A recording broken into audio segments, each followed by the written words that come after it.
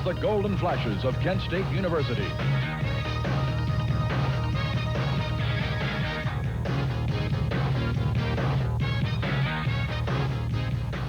It's homecoming at the University of Florida, and the alums are all back. It's also the first ever meeting between the University of Florida Fighting Gators and the Golden Flashes of Kent State. Hello, everybody. I'm Jim Gallagher, and with Jim Yarborough, we'll bring you all the action this afternoon from Florida Field. Jim, let's talk a little bit about Kent State. Well, the word's Kent State. I think you have to be over 30 years old, and you and I barely qualify to remember student unrest and the opposition to the war in Vietnam. We don't know much about Kent State's football team, but we're going to find out this afternoon. And you have to realize that those events happened before these kids on the field packed a lunch to go to first grade.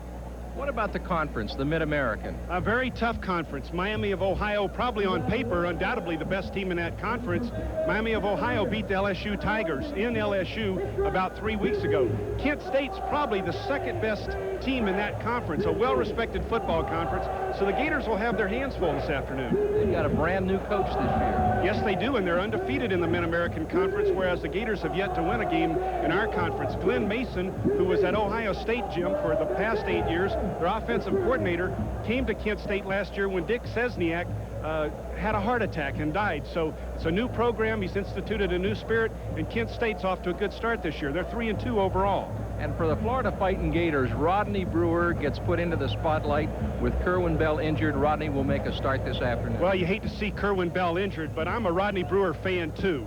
I saw Rodney play in high school in a Popkin. He's a terrific player. He's not had much of an opportunity here at Florida because of Kerwin Bell's success, and he seems to have had some bad breaks when he was on the field. Passes deflected, passes bouncing off shoulder pads, so on and so forth.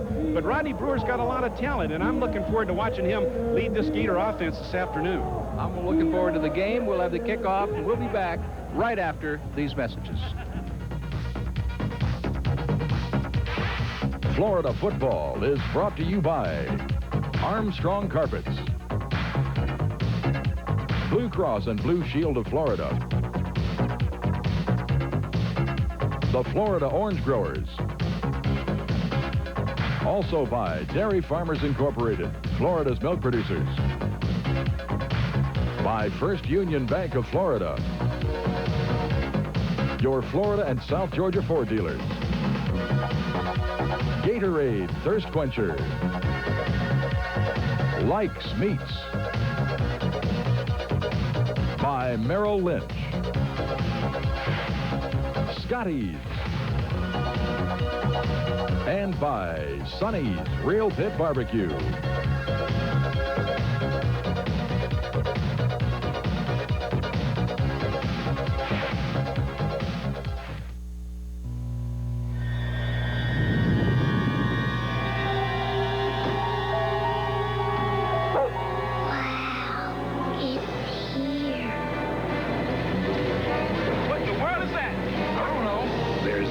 Source of power in town. Whoa! Charlie, we're out on A1A. You don't believe this. A new power in banking. First Union National Bank. Let the power be with you. Just thinking about the chicken plate from Sonny's Real Pit Barbecue makes my mouth water. I'm talking about plump, tender chicken with Sonny's great barbecue goodness cooked right through and served up with Sonny's special coleslaw, fries, and garlic bread. Oh, now that's good eating at Sonny's near you. Everybody loves to eat at Sonny's, 'cause Sonny's makes it all taste right.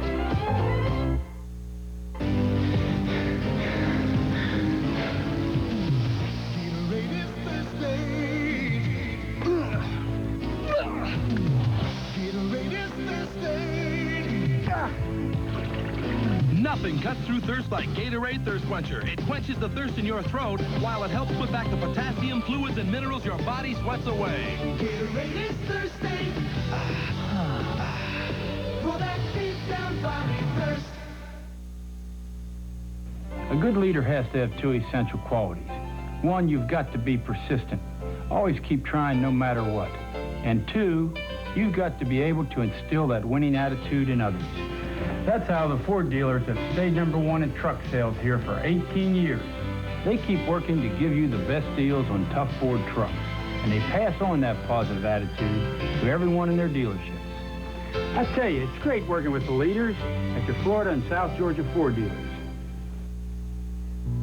Subscribe now to GatorBait, the sports weekly for Gator fans. Call collect 904-372-1215. Don't wait. Get GatorBait.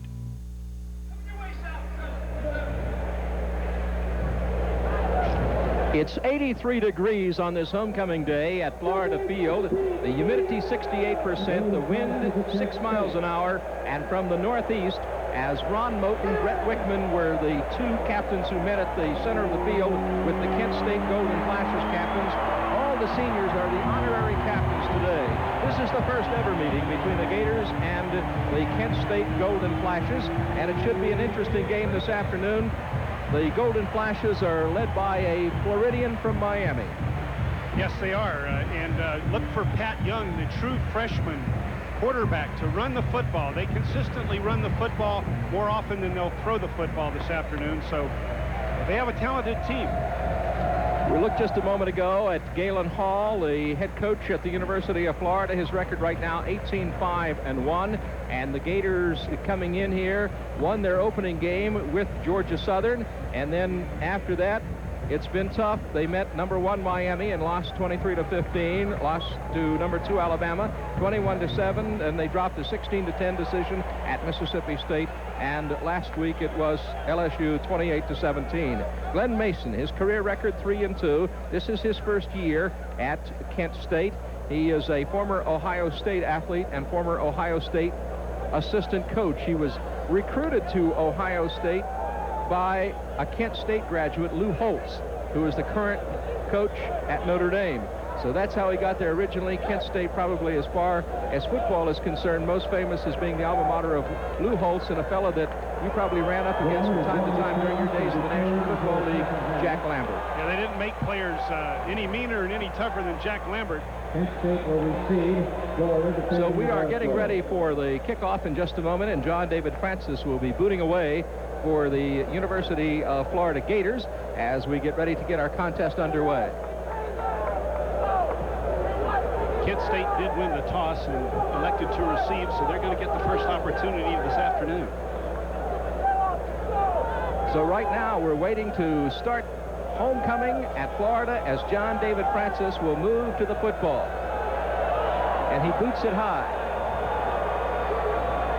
Taken down behind the goal at the 5, at the 10, and across the 15 to the 16-yard line is number 24, Jamie Howell, the return man.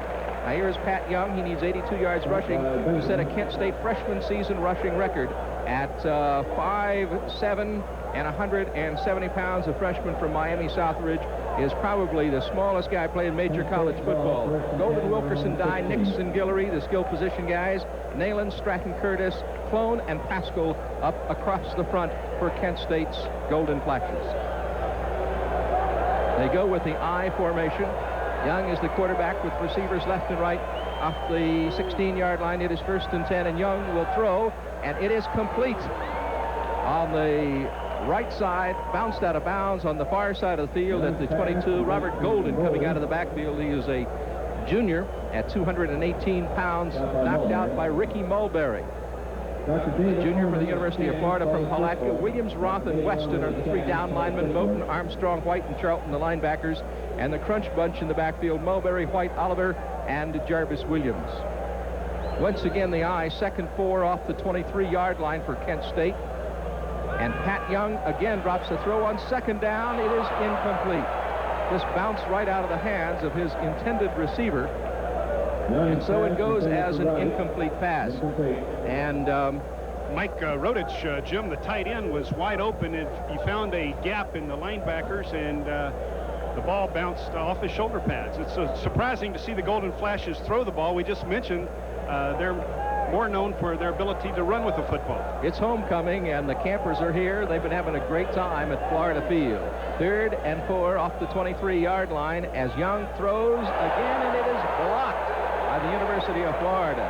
It was intended for Golden coming out of the backfield, but the Florida Gators blocked the pass by Young, and so That means that Kent State will have to kick away. What a way to start for that Gator defense. They've been hanging tough all year long, and right now they come out and shut Kent State down in the first offensive series.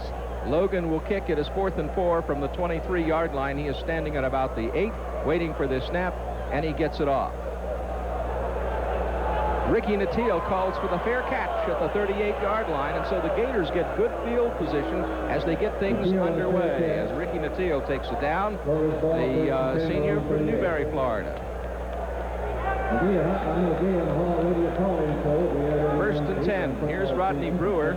He is 14 for 37, 220 yards, 1 touchdown, 5 interceptions. Not only is Rodney a member of the football team, but he's an excellent baseball player. Gould, Williams, Nattiel, Hodges, McGriff, the skill position people, the linemen, Williams, Sims, McCarthy, Charlie Wright, and Big Jeff Zimmerman.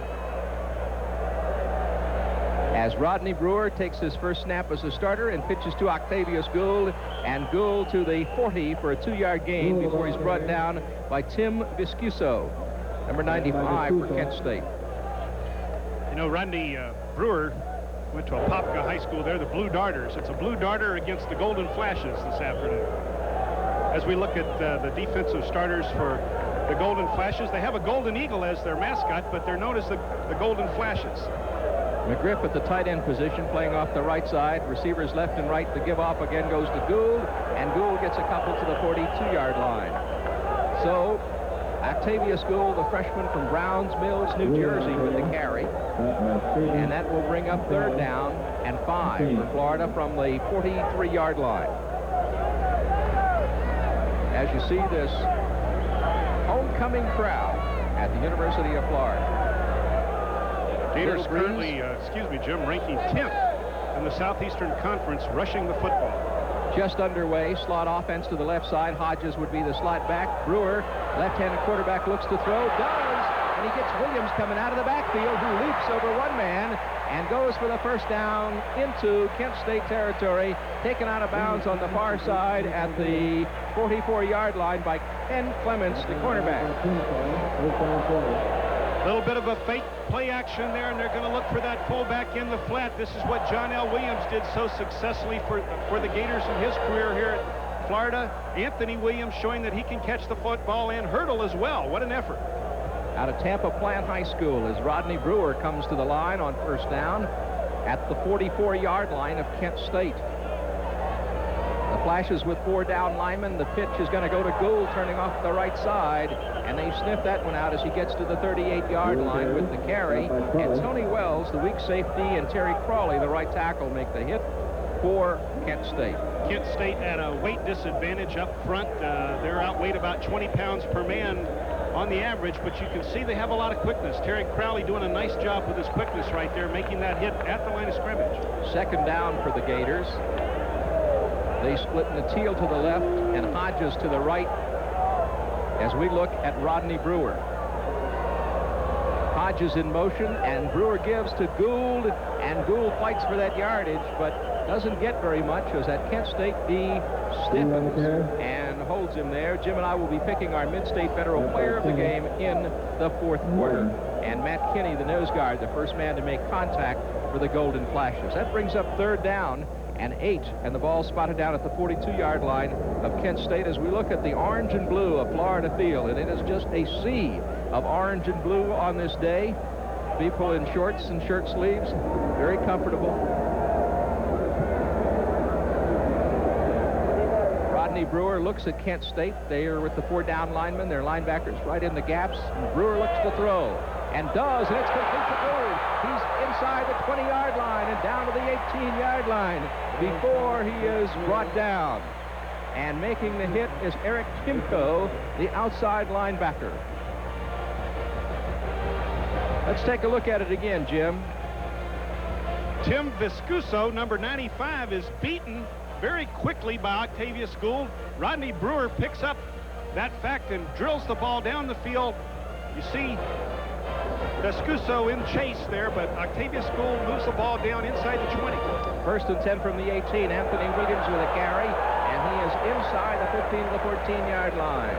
Or let's call that he is inside the, looks like right at the 10-yard line. Jamie Howell, the cornerback from Massillon, Ohio, 24, makes the tackle. Anthony, 15 attempts for 70 yards. His average 4.7 per carry. Big fullback showing some power right there, dragging the defenders with him. Second down and less than a yard at the 10-yard line right now as we look at the young man from Apopka High School. I formation for Florida, and the give-off goes to Anthony Williams. He's got the first down to the 7-yard line. Bert Whitener, the inside linebacker, sophomore from Eden, New York, the tackler for the Golden Flashes. Now, traditionally, the Gators will give the ball to the tailback twice as many times as they'll give it to that fullback, but Anthony Williams being able to tote the mail early here this afternoon and showing his value. So that brings up first down and goal at the 7-yard line as Rodney Jones, 87, checks into the lineup at the tight end spot. So we're going with the double tight ends now with McGriff and Jones as the tight ends, and the I formation as Gould dots the I and takes the pitch to the left side. Goes up the 5 and he's in the end zone. The Gators have scored, and they go up 6-0 with 10:34 left to play in the first quarter. We line up now for the extra point. Watch Anthony Williams. Charlie Wright, number 60. Watch Anthony Williams, 36. There's the block that makes that touchdown possible. A gaping hole. Nice job by that offensive line. Really coming off the ball crisply and with a lot of authority this afternoon. David Williams, Bob Sims, Frank McCarthy, Charlie White, and Jeff Zimmerman.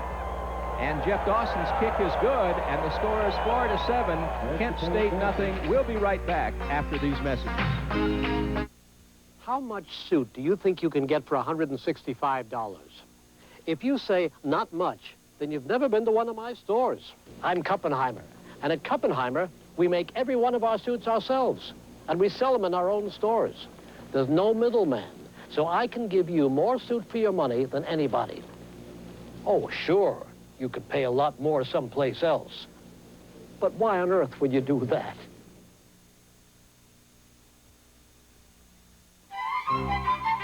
This is a hamburger, getting hard and dry, because it's cooking on a flame that's too high. At Hardee's, we make our hamburgers at a lower temperature, so they cook up thicker, succulent, full of natural juices. And the flavor doesn't go up in smoke. The new quarter-pound burgers from Hardee's, a little closer to home. Octavius Gould raced into the end zone from the 7, and Florida is up by a score of 6-0. And then the kick by Dawson was good, so it's a 7-0 score. 10:34 to play in the first quarter at Florida Field, and John David Francis moves to the football and boots it off. And it will be Howell taking it down for Kent State at the 4. He's at the 10, at the 15, and across the 20 to the 21-yard line before he is brought down by Florida's special teams. 45. And that was an excellent effort by Moore getting down under the kick. 9 plays, 62 yards, 2 minutes, 57 seconds the possession time, and Octavius Gould with a 7-yard run. The extra point by Dawson is good. And Pat Moore is going to be a real star for the University of Florida. Just a freshman, and every time he's on the field, he's knocking people down. We look at Pat Young, number 13, the starting quarterback for Kent State, a freshman from Miami Southbridge High School. They go with the slot eye to the left side. And Young on the ride hangs on to it himself and gets a couple of yards, maybe to the 23-yard line. But Pat Pinner, the junior from Lakeland Kathleen High School, the left tackle, makes the hit for Florida. Pat Young was recruited sight unseen by a telephone call by Glenn Mason. Called young Pat. He'd heard some reports about him from some other coaches that thought he was too small to get into their major program, so he called him and invited him to come up to Kent State and sign him, and now he's a star freshman. They're glad that he came, too. On second down, he drops the throw, can't find anybody, hangs on to it. He's across the 25 and to the 28-yard line before he is brought down by Scott Armstrong. Pat Pinner also given chase. Pat Pinner, one of our favorite players because he's played so many different positions from Lakeland High School. Pat Young with the ability to run the football. We mentioned he's accumulated more yardage running the football than any other player on Kent State's team. He's reminiscent of Don Smith at Mississippi State, but a whole lot smaller as we look at Pat Pinner. On 3rd and 2, the give-off is going to go to the tailback, Wilkerson, the sophomore from Cleveland, and he's stopped by Scott Armstrong. That brings up 4th down. Eric Wilkerson set the rushing record for a freshman last year at Kent State. Again, that Gator defense rising to the occasion and shutting down the Golden Flashes early here in the first quarter. Andy Logan, the sophomore punter, has gotten off one kick this afternoon for 39 yards. He waits for the snap on the 10. It's 4th and 6 officially from the 25 as he gets it off. And it hangs up there, and Ricky Nattillo calls for it right there at that 38-yard line. Takes it down. The senior from Archer, Florida. So that'll be 1st down 10 for the Gators now as we look at a happy homecoming crowd here in Gainesville. You folks working on their tan? I think so. Looks nice, too. 8 minutes and 40 seconds to play first quarter. Florida up by a score of 7-0. They've got the football, and they go off the I. Anthony Williams would be the up back. Mark McGriff in at the tight end spot. The tight end would be to the right as we watch Wickman go by in motion. And the pitch goes to Octavius Gould from the tailback spot, and he carries for about a yard to the, well, at the 39-yard line before he is brought down by Tauti. Rick Tauti, junior from Westerville, Ohio. Ohio. You know, Ohio means football, doesn't it? Ohio, Pennsylvania. Well, you see all those great towns that have turned out so many football players. Aliquippa in Canton, Ohio. Butler, Pennsylvania listed on this roster. 2nd down and 9 from the 39-yard line as we watch Hodges 10 as the motion man, and Rodney Brewer looks to throw, scrambles away from trouble, into somebody, and still on his feet, but brought down way behind the line of scrimmage and brought down at the 31-yard line, and there's a flag on the play.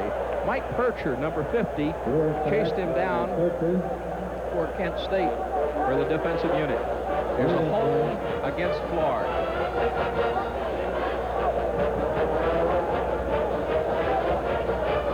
Let's look at it.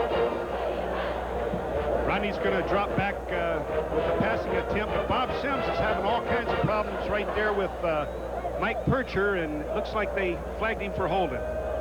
Rodney needs to either throw the football away or sit down immediately. We can't afford to have him injured out there this afternoon. That's a tough-looking Gator, huh? It looked like a combination of John Matusak and Lyle Alzada. Say yes, sir, to that guy. Yes, sir, and no, sir. Whatever you want, sir. Gator offense has outscored opponents in the first half this season, as we can see by that statistic. It's 3rd down 18 off the 30-yard line for Rodney Brewer and the Florida Gators. Slot offense to the right side as Brewer drops the throw, and he throws. He's got Eric Hodges at the 38. He's at the 40, and taken out of bounds in front of the Florida bench at the 45-yard line. Jamie Howell, number 24, and Tony Wells combine on him, take Eric out. Yeah, the Golden Flashes did a nice job there, Jim. They were going to give up that pass. They just weren't. They had a lot of room to play deep, and Howell let Hodges catch the ball in front of him, then made the tackle, forcing the Gators to punt. Jamie McAndrew will kick, and it is partially blocked and tipped, and is called for at the 39-yard line by Kent State's number 84, Furman Oliveira. And he takes it down. Oliveira takes it down. And so a good defensive play there by Kent State as they get in. Somebody got a hand on it, and it was partially tipped, and Oliveira takes it down. And so he gives the Golden Flashes excellent field position. They did a nice job rushing the punt right there and actually did hit the ball. That's the Gator Jaws trying to get that defense motivated. Pat Young at the quarterback spot with the I formation for the Golden Flashes of Kent State. Takes the ball on his hip, turns to the outside, and throws downfield, and it is almost intercepted by the University of Florida. Good play by Ricky Mulberry, 32, who was right there. It was intended for Oliveira, a wide receiver, a sophomore from Canton, Ohio. Ricky Mulberry alternating with Kerry Watkins at that left cornerback position, doing a nice job on coverage. That'll bring up 2nd down 10 for the Golden Flashes at the 39-yard line. 7 minutes, 11 seconds to play first quarter, and the Gators lead by a score of 7-0. Kent State looks like they're going to have their problems all afternoon with that Gator defense. Pat Young looking at the Gator D. The Gators going with the 4-down lineman. He pitches, and the pitch goes outside to Dan Chilton, and he is stacked up on the far side of the field by Adrian White, the senior from Orange Park, Florida, who came in to make a big hit on him. All right, the safety is responsible for the pitch man. He's not concerned about that quarterback at all. Look who's standing out there to meet him in the pass, Adrian White. Nice job, Adrian. Senior safety. A lot of speed, a lot of power, that young man. 3rd down 9 from the 40-yard line for the Golden Flashes as Pat Young from Miami, Florida, comes to the line with his team clad in their gold and blue. Hangs onto the football, and he is hit and brought down. Good play by Florida's defense. And getting in there would be Pat Moore getting in, and also number 59, Jason Lambert. Andy Logan will kick. He's had 2 punts, average 38.5. Well, 3 plays and a punt, 3 plays and a punt, 3 plays and a punt, right? You can't ask any more from your defense than that. Let's see if Ricky Nattiel gets some running room right here. We know the Rocket's dangerous when he gets that football in the open field. Gets the punt off, and it is going to hit down and will roll inside the 25 and down to the 21-yard line as the ball takes a Kent State roll. And Oliveira, good job on the coverage, number 84 for Kent State. So it'll be 1st and 10 for the Gators as they set up shop, and we look at a very young Gator. Which one? Which one was both the young of them, one? That's both right. of them. I think the larger one was young at heart. That's right. 1st and 10 at the 21-yard line as Frank McCarthy, 53, comes up over the football, the senior from Lighthouse Point. Waiting for the snap as Brewers give off goes to Octavius Gould, and he's across the 25 to the 26-yard line. Brought down by Tony Wells, the weak safety. He's a sophomore from Rochester, Pennsylvania. Nothing but orange and blue wherever you look today. Octavius Gould at 201 pounds has a lot of strength, doesn't he? He really is impressive. 2nd down 4 at the 27. He has that great balance that all super runners have. And he's a freshman. We'll be watching that young man for the next 3.5 years. For a long time. A little over 5 minutes to play in the first quarter. Gators up 7-0. Rodney Brewer throws, and it is complete to Octavius Gould.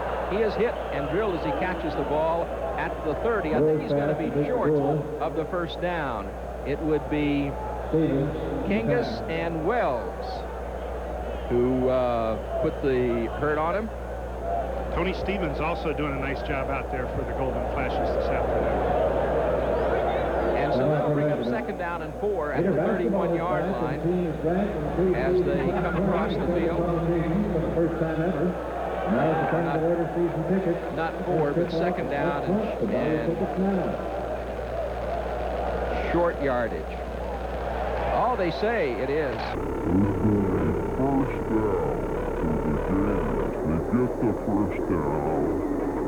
Where they spotted the ball down was across the 30, between the 30 and the 31-yard line. So going off the 31, it is a 1st down now for Florida.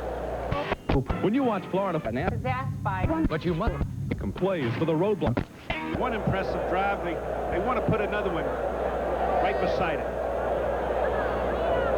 The give off goes to Octavius Gould, and he is hit and brought down by Kent State. First guy to hit him there was Bert Widener, who bounced off him, but he slowed him down long enough to where some of the other defensive ball players could get hands on him. Well, we're talking about Jack Lambert being from Kent State. This is a Jack Lambert type hit. He just didn't quite wrap him up, though, and the strong freshman continues down the field, but Widener did a nice job delivering the hit right there. 2nd and healthy 9. At the 31-yard line for Florida, as we watch McGriff, 80, come to the bottom of the screen at the tight end spot, and there's a flag on the play. Could be for too much time or illegal procedure.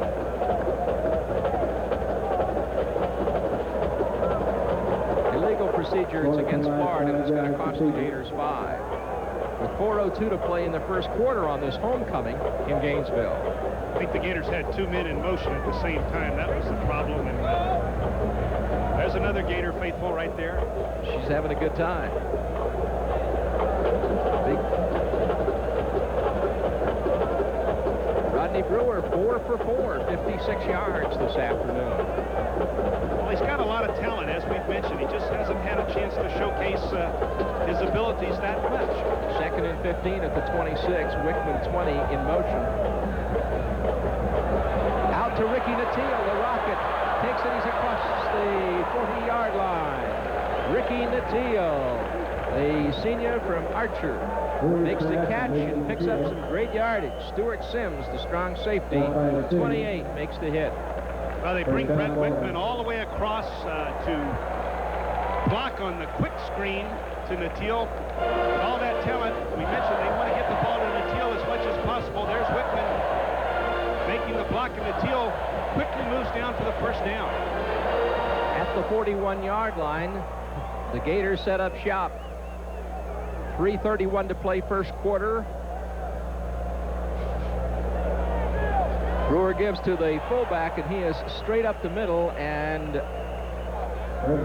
Dwayne Ferguson, number 38, carrying the football, the junior from Warner Robins, Georgia, for the Gators, as he picks up some good yardage for the University of Florida on this homecoming. It'll be 2nd down and 4. Well, they're alternating the backs right now, too. James Massey has come in. Gould's taken out for a rest. Ferguson, we saw in previously giving Anthony Williams a rest. Rodney Brewer's give-off is going to go to the tailback, and he goes straight up the middle, and that is James Massey, the junior from Monticello, Florida, went to Jefferson County High School, and he came on last week and had a strong game against LSU. Oh, he really was impressive, wasn't he, running the football? We mentioned he was redshirted with injured last year, had played the year before, and had done well in relief of Neil Anderson from time to time, and he sure showed that he had some ability to tote the mail last week. Got the first down for Florida, carrying the football to the 47-yard line of Kent State. And the give-off again goes to Ferguson, and he's inside the 45 to the 44, or rather to Massey. And he makes the carry. It is Tim Visciso who made the tackle for Kent State. So Massey, who missed some of the early games, was slowed down by an injury, came on strong against LSU, and so far in 2 carries this afternoon has done well. And they're across that 50-yard line. Now that end zone has to become like a magnet to that offensive unit. 2nd and 7 at the 39-yard line with McCarthy, the center, up over the football, and the pitch is going to go to Massey, who comes to the near side, and he's inside the 40 to the 39-yard line. Massey breaking at least 2 or 3 arm tackles right there. You can't bring these strong young running backs down with an arm tackle. Well, Florida's got some fine young running backs coming along, and what it is for them is picking up that game experience. And each week that you can see a lot of these guys get better as we watch Follow the Bouncing Ball. Now we should have a song to go with that. 3rd and 2 at the 37. Ball spotted down on the near side hash mark. Hodges would split way to the left. Brewer takes a look at Kent State and pitches, and the pitch is going to go to Massey, and Massey still on his feet and fighting for room. And let's see where they are going to spot the football down. See if he picked up the first down or not.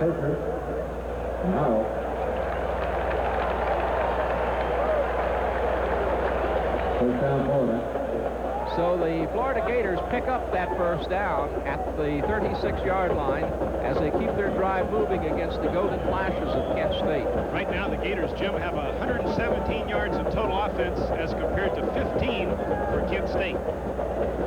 43 seconds to go in the first quarter, and Florida leads 7-0 as they drive on Kent State at the 36-yard line of the Golden Flashes. And Brewer throws. It is complete to Ferguson, and Ferguson is going to have the first down. Ferguson picks up the first down to the 25-yard line. So this is another young man from Warner Robins, Georgia, who's come on strong. Well, a little bit of a bootleg action this time, and Rodney Brewer rolling to his strength. He's left-handed, so when he rolls to the left, that's an advantage for him, and Ferguson's wide open. And as Anthony Williams had done earlier, catches the ball well. Ferguson and Anthony Williams catching the ball nicely this afternoon from the fullback position. Clements and Wells combined to make the stop. for Kent State. Just seconds left to go in the first quarter. The give-off again is going to go to James Massey, and Massey gets tough yardage as the Golden Flashes stiffen in there. The seconds tick away, and it is the end of the first quarter. The score, the Gators 7, Kent State nothing. We'll be right back.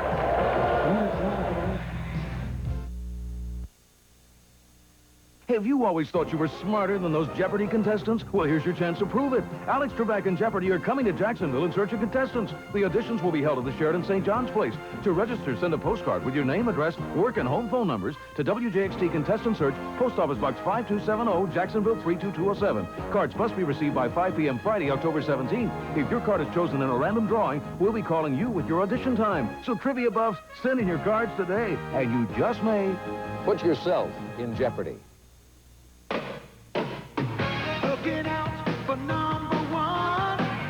Looking out for number one. Toyota, looking out for you with a Toyota 4x4. You can feel good about the power, feel terrific about the performance, sensational about the price. Looking out for number one. Looking out for you has made Toyota #1 in compact truck sales and #1 in truck satisfaction. Who could ask for anything more? Toyota. This is my lava machine. And this is my lava machine. New lava liquid. In 30 years of working with my hands, I've never used a hand cleaner like it. Power of pumice in a liquid. Feel it, powering away dirt, grease, just about anything. Powering hands clean. I'm Roger Gustin. Friend, when I talk power, I know what I'm talking about. Lava, new liquid and traditional bar. Powers hands clean. He's a smooth operator in every way. Such a smooth operator, he's got it made. Schlitz, smart liquor, full.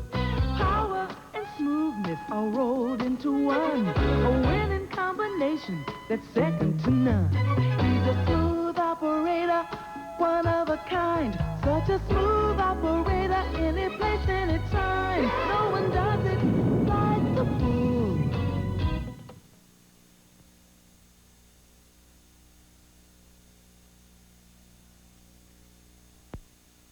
The first guy to score this afternoon and put the 6 points on the board, and then Dawson's kick was good. That was a beautiful shot, wasn't it? That I really orange hat, liked that. blue Yeah. sky, white clouds. Couldn't ask for a prettier day and a lead for a change. That looks nice. These guys have played so hard, yet their record is 1-4, so it's nice to see them off to a quick start this afternoon. Rodney, 6 for 6 for 83 yards this afternoon. I formation for Florida. McGriff, 80, the tight end. Hodges, 10 in motion. Brewer rolling to throw. Hands on it himself. He's inside the 20, inside the 15, and taken out of bounds at the 14-yard line by Kent State. Taking him out is Stuart Sims, number 28, the senior strong safety. And we need Rodney Brewer to get out of bounds now. If no one is open, and the Golden Flashes do a nice job here in the secondary. Rodney takes 2 or 3 peeks, plenty of protection up front. Now he's going to run the football, and he says, wait a minute, I better think this over. I'm going to get out of bounds. There you go. That's using your head, Rodney Brewer. We can't afford that young man to get hurt. 1st and 10 at the 14-yard line now for Florida as they threaten Kent State once again.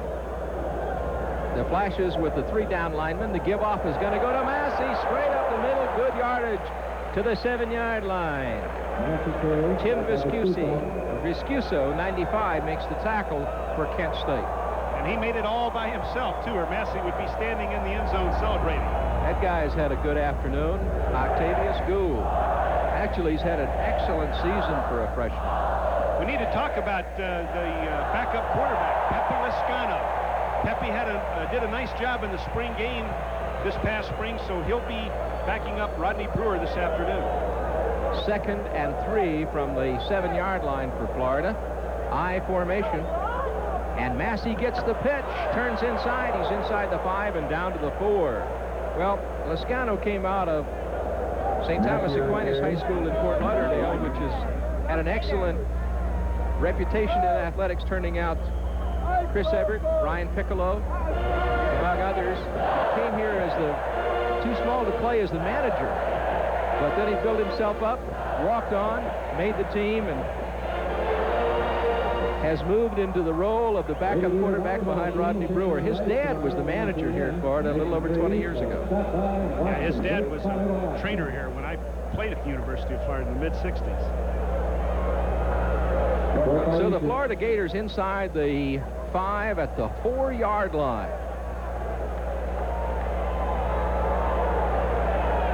As Massey, running with authority, moves the football for the Gators. We looked at Glenn Mason a moment ago, the head coach for Kent State.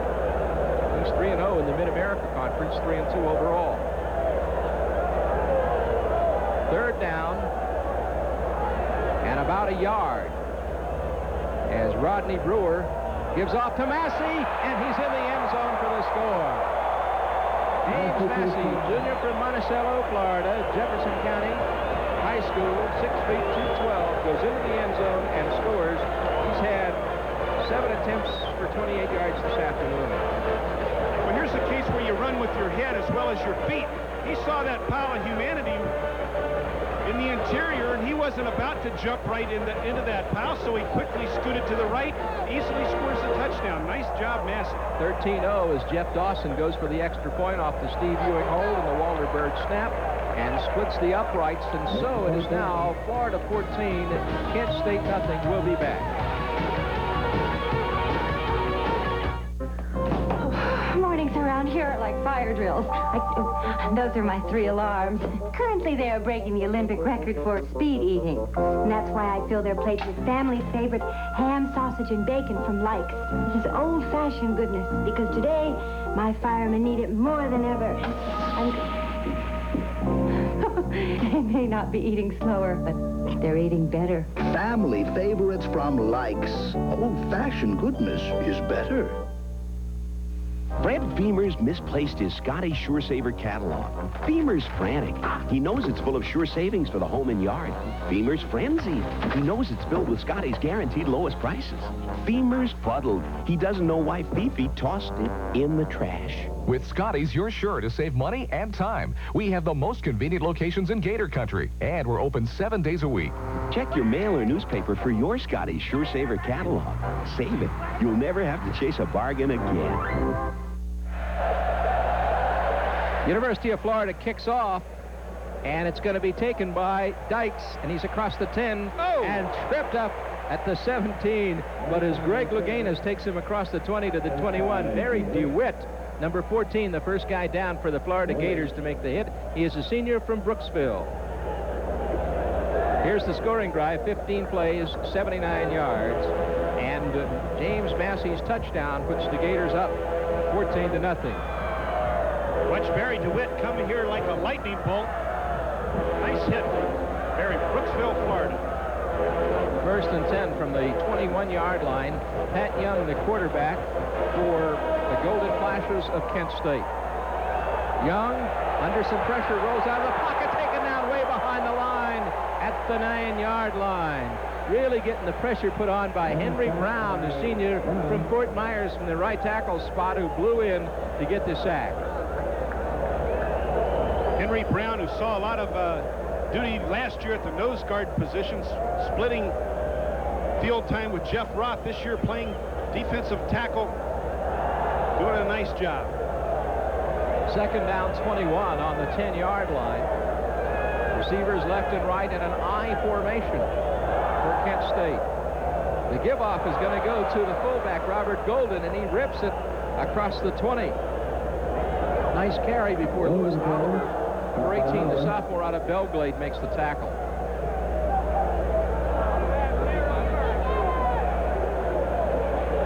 Golden, averaging a little over 3 yards every time he touches the football, has picked up 90 yards on 28 attempts this year. His carry was to the 20. That's going to make a 3rd down and 11. Florida with the 3-down lineman. And Young scrambling, hangs onto the football, cuts across the green, and carries to the 30-yard line. He really made something out of that play all by himself. Well, evidently he's done that all this year, because they're really proud of the way this true freshman has played in the 5 games that Golden Flashes have had here in '86. He's very, very close to the first down. Looks like they've been forced to go for the mark, go for the measure. They're going to bring the chain gang across. There you see the wave at Florida Field of orange and blue on homecoming. And he's short. Short about 1.5 feet. Pat Young again, the leading rusher for Kent State. Just comes up short of the first down. Number 48, Todd Gatlin, doing a nice job on the tackle. Andy Logan, the punter, 3 kicks this afternoon, average of 38 yards per boot.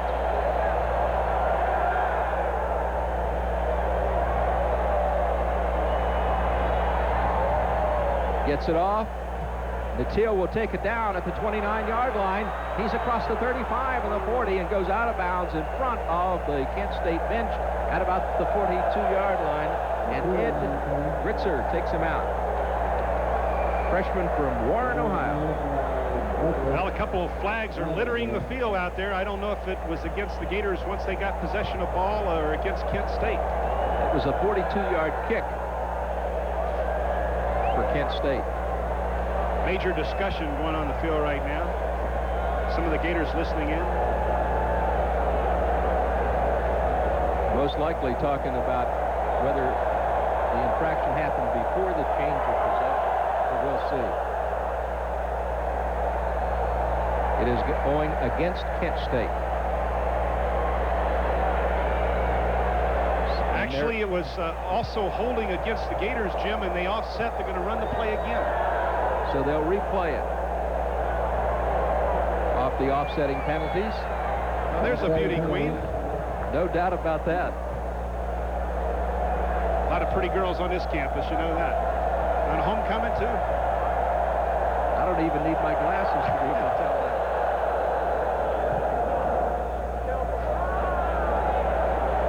So he waits for the snap. And gets it off, and does he sail it? Natil watches it go down, and it rolls into the end zone. I'll tell you, that was pretty dangerous. I didn't know whether that was going to roll in there. It could have rolled at about the 2-yard line. Went 70 yards from the line of scrimmage. That was a 70-yard punt from the line of scrimmage. That's like a mortar round going out there. That's the best punt we've seen in a long time. No question. My goodness. Look at it roll now along the goal line here. But, oh, did it take a Florida bounce into the end zone. And so the Gators take the football 1st and 10 at the 20. I tap a keg fraternity there. Sorry. They're having a good time. I think they started having a good time a couple of days ago. Natil, the receiver on the play, and he goes to the 28-yard line before Tony Stevens, the outside linebacker, makes the tackle for Kent State. Well, again, for that Gator offense to be successful, they need to get the ball in the hands of Ricky Natil as many times as they can. And right there, they throw the quick hitch, let him use that running ability, and what does he do? He picks up 7 to 8 yards. 11 minutes and 5 seconds to play in the first half. The Gators lead 14-0. Ricky Natil, 6th in Florida history. Good feature in the program today on all the great wide receivers who went to school here. Brett Wickman, 20, to the top of the screen on 2nd and 3. Intended for Natil and a little bit overthrown by Rodney Brewer. That might have been his first incomplete pass of the day. I don't remember him missing another one. I think he might be, what, 8 for 9 or something like that. We'll check those stats in a minute, but he has 91 yards passing. We might mention that the Gators right now have 161 yards total offense. Early in the second quarter, that's about half what they accumulate in a ball game. That's right. You know, generally they have this much yardage at half, and they've got 161 yardage here early in the second quarter. 3rd down 3 on the 27-yard line now for the Gators as Rodney Brewer goes with the eye. And the give-off is going to go to the tailback, and that is Octavius Gould, and he's across the 30 to the 31-yard line, and I think he's got the first down. Now, she has a little Gator just like you do, but she operates it a lot better than you do. Mine belongs to my son. Oh, okay. I don't carry it around 2 of them. Just at night, we see. Octavius Gould doing a nice job again from the tailback position. You know, first grade must have been tough for Octavius. How do you spell Octavius when you're 6 years old? He must have a nickname. It would be tough for me right now. 1st and 10 on the 31 as Brewer looks to throw. He's got time. He gets Ricky Nattil. Nattil has the first down, still on his feet, and he's across the midfield, striping into Kent State territory before he's dragged down by the Kent State cornerback, Greg Wagner, number 27. Great carry. Well, Cedric Smith's seen some action at fullback this afternoon as well, but who's the star? Ricky Nattil. That's right. Get the ball to Ricky. He flat out runs the back right there. Watch the extra effort here. 1, 2, 3. We're gonna have to take a check that. That was 39 Cedric Smith that was the receiver. We picked him up as 89, but it was 39. So a nice carry for Cedric Smith. 1st and 10 at the 46-yard line as Brewer looks to throw and does. Oh! Intended for Hodges. It was still in the air. Hodges was looking for it. Kent State's DB making a nice play on the ball, Tony Wells, as Hodges was going deep. Tony Wells, the weak safety, thinks he has an interception right here. The ball bounces sky high, and Hodges almost catches it on the rebound. Tony Wells was just playing center field there in the zone, the deep zone. He was playing well, too. 2nd and 10 at the 46-yard line for the Florida Gators.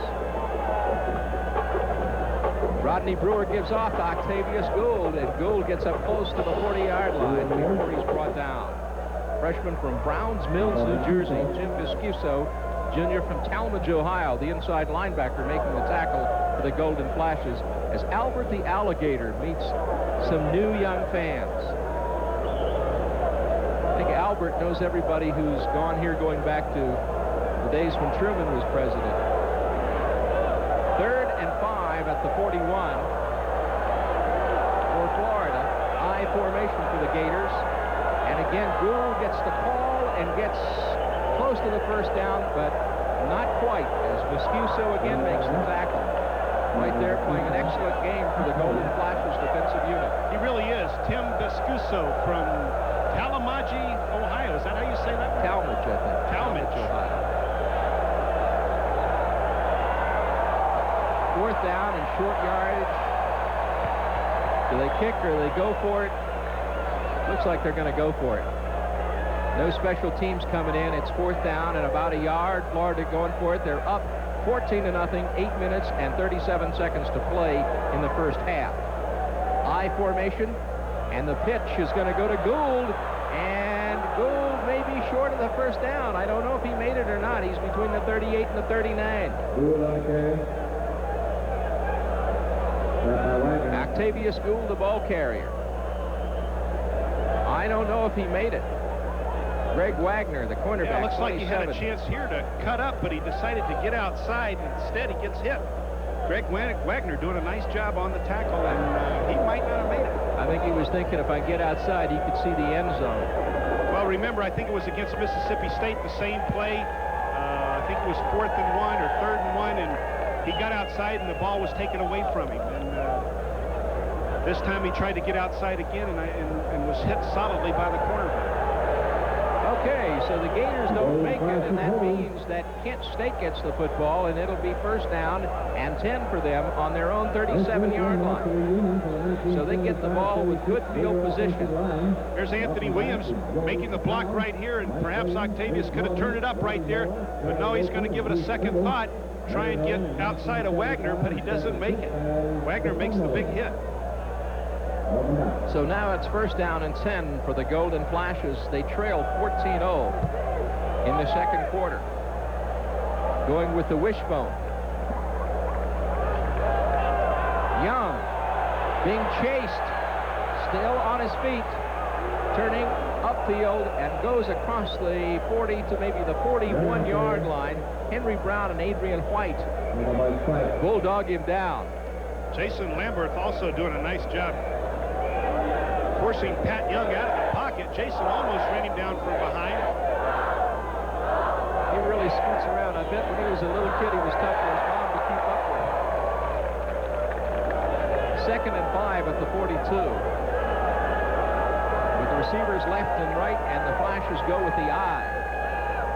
Again, Young to throw, and does, and he picks up the first down as he gets Eric Wilkerson, the tailback coming out of the backfield. Wilkerson is 180, and Young is about 165 or 170, so the two Smurfs have led this team, though, offensively this year. Yes, Eric Wilkerson just simply outruns Pat Moore. Pat, the inside linebacker, has the coverage here. And he's close, but close doesn't count, and they complete the pass for the first down. And they take him out. So that he gets to the 49-yard line, it'll be 1st and 10. They're on their side of the 50. As they drive on the Florida Gators, and Young pitches, and the pitch man coming to the near side is Wilkerson, and he runs out of bounds in front of the Florida bench at the 38-yard line after getting the first down. Adrian White runs him out. Wilkerson put a tremendous move on Kerry Watkins, the cornerback. Kerry Watkins, a terrific athlete. Eric Wilkerson really left him standing in his tracks right there. Watch Wilkerson, the young sophomore, on the option. They fake the football to the fullback. Now here comes the pitch from Young. Watch this little dipsy-do right there. Kerry Watkins gets nothing but air. 13-yard gain. 1st and 10 at the 38-yard line. Young hangs on the football, runs upfield, still fighting, and he gets to the 36-yard line. So a couple of real tough yards before Todd Gatlin, the sophomore from Fort Walton Beach Choctaw High School, and Henry Brown combine to make the tackle.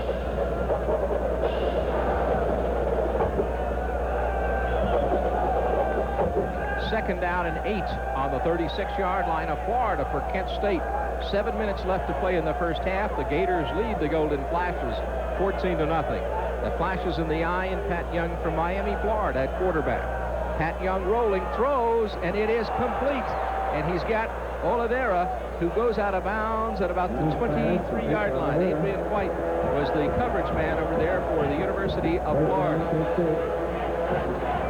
Man coverage right there, and again, Oliveira simply beats Adrian White on the outside move. Adrian was hot in pursuit, but the Golden Flashes pick up another first down. Right now, they only total 61 yards in total offense here in the middle of the second quarter, but this is a definite touchdown threat.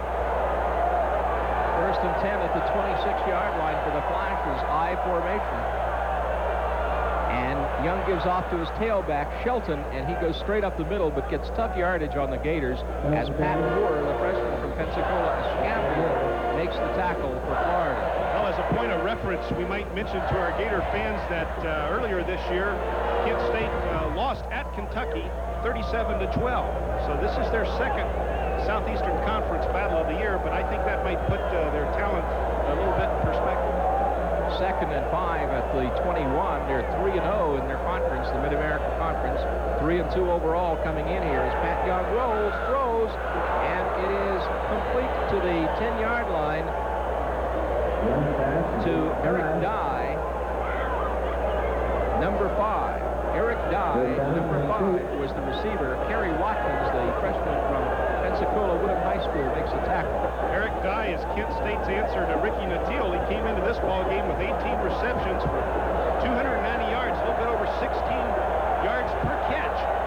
So it is first down for them at the 10-yard line. The give up was to Robert Golden, who is the up back in their I, and he gets some inside yardage, but the Gators stiffen there and bring him down. We'll give it to Todd Gatlin and to Arthur White.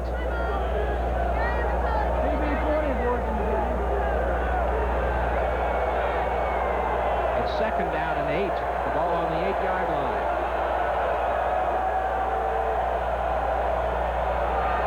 Brought down behind the line of scrimmage. Young with a football. Clifford Charlton, the big number 56 linebacker from Tallahassee, Leon. A junior at 6'3", 232. Watch the top of your screen. Clifford Charlton's just going to beat the block of the guard. The guard was pulling. He was responsible for picking up any penetration from that side of the line of scrimmage, but Clifford Charlton was so quick, he didn't even get his eyes on him, and he was by him. So that's a loss of 5. It's 3rd and 13 on the 13-yard line. High formation for the Golden Flashes. Young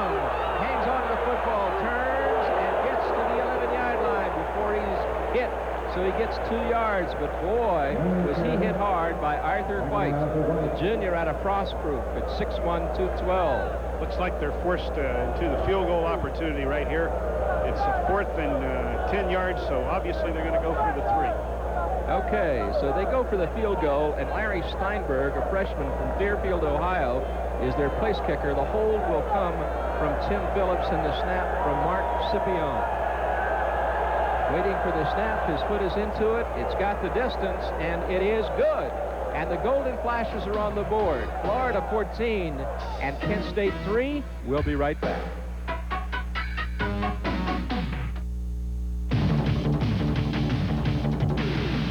Milk's got the kick that gives you more. Health kick. More nutrition in every pore. Health kick. I got the kick and milk is here. With calcium and vitamins that you're so quick. So get on a health kick, let it pour. America's favorite health kick. Yeah, get on a health kick. Milk's got more. Have more milk, 'cause milk's got more. To know no boundaries, to let yourself run free. To know no boundaries is what the world should be. Wherever there are investment opportunities, Merrill Lynch is there with the help you need to make the most of them. Because at Merrill Lynch, we believe your world should know no boundaries. To know no boundaries.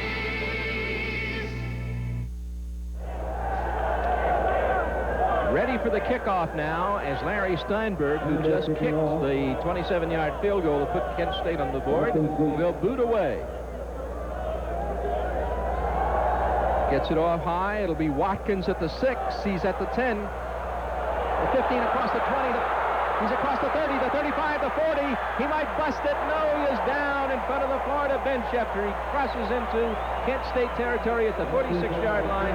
And the place kicker, Steinberg, brings him down. What a nice return. Oh, I thought he was gone right here. Look at the blocks. Ferguson up front, Massey up front, Dwayne Glover up front.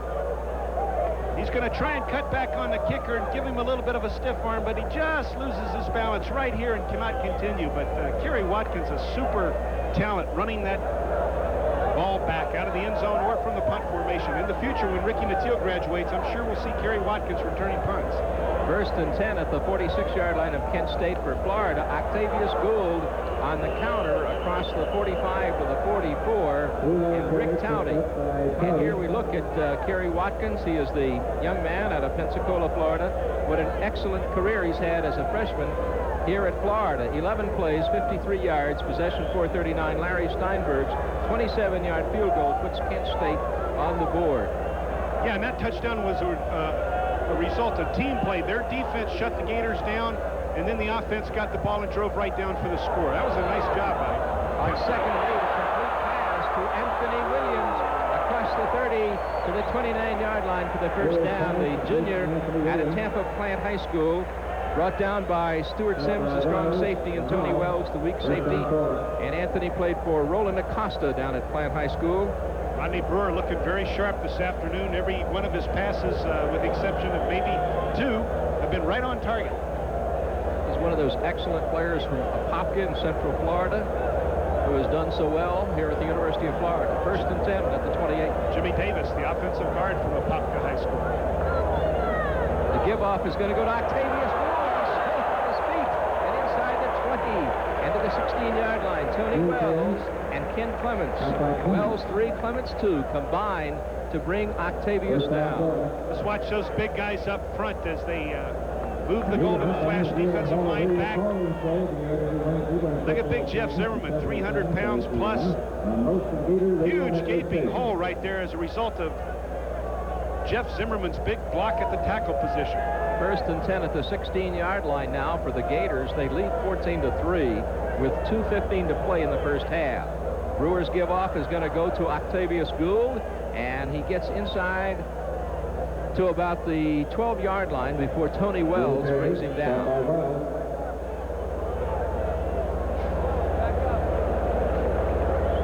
Less than 2 minutes to play in the first half. The Gators lead 14-3 on the Golden Flashes of Kent State, and they're driving.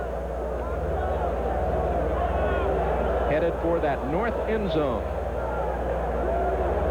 Stacy Simmons in the game at a wide receiver position.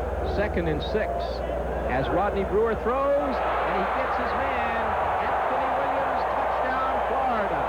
Anthony Williams coming out of the backfield to take the pass down for the TD. Well, we mentioned Stacy Simmons, and he cleared that area out for Anthony Williams, the fullback. And Rodney Brewer did an excellent job of finding the big fullback in the clear, out in the flat. The powerful young man did the rest. Jeff Dawson will attempt the extra point. He has kicked 2 this afternoon. The Gators lead 20-3. Ewing with a hold. Walter Bird the snap. And the kick is good. It's 21-3. We'll be right back.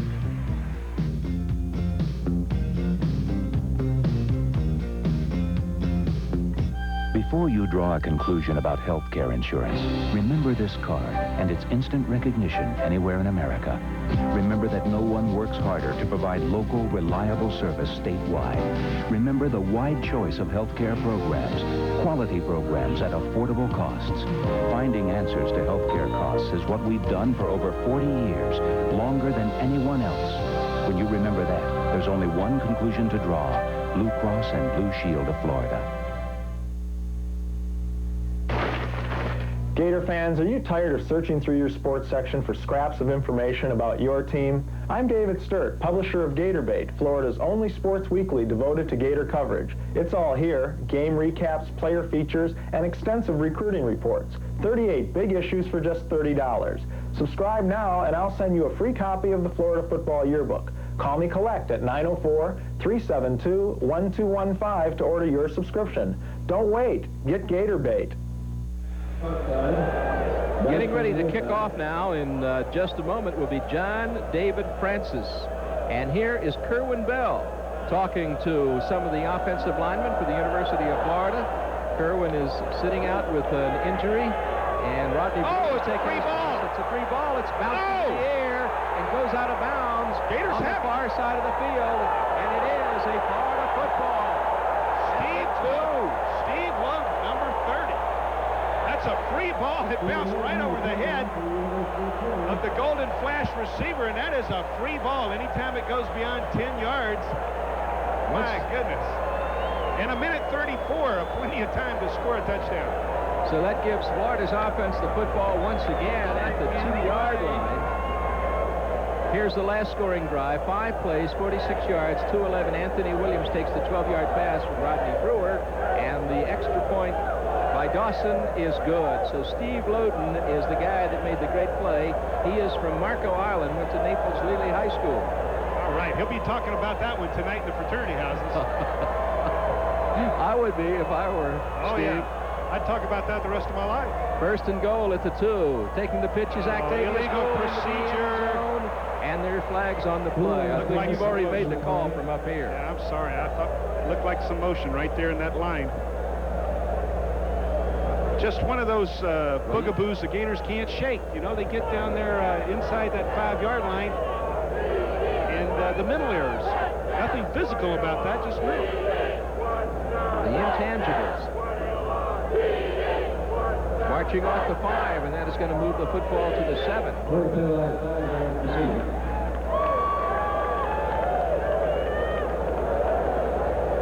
1:31 to play in the first half, and the Gators lead 21-3. We look at big Jeff Zimmerman. I formation. Rodney Brewer is the quarterback, number 19. Pitch goes to Octavius Gould, turns inside, looking for the daylight, and gets it back down to the 2. And Matt Kinney, the nose guard, makes the tackle. The winning attitude starts with individual performance combined with a strong team morale. Mid-State Federal Savings and Loan admires the spirit and is proud to be the exclusive sponsor of the Most Valuable Player of the Game award, which will be announced at the conclusion of today's game. Mid-State Federal is Florida's full-service financial center. Rodney Brewer, Octavius Gould looking strong as contenders right now for that Player of the Game award. 2nd and goal at the 2 as Rodney Brewer pitches to Octavius Gould. It is in the end zone. Touchdown, Florida. So Octavius Gould gets the score. The freshman, parade All-American from Browns Mills, New Jersey. Art McGriff, number 80, doing a nice job at the tight end position. Anthony Williams throwing the block, and Octavius School will not be denied. He just launches his body into the end zone. Helter-skelter. That's the great attitude that you want your tailback to have. He gets a lot of respect from those offensive linemen when he goes back to that huddle, when you run with that kind of attitude. Dawson will attempt the extra point, and he's got it. So the Gators lead by a score of, wait a minute, we're going to have to hold on for just a moment. Hold on just a moment. It is still 27-3, and there was a flag on the play. Looks like it's against Kent State, and it'll be denied.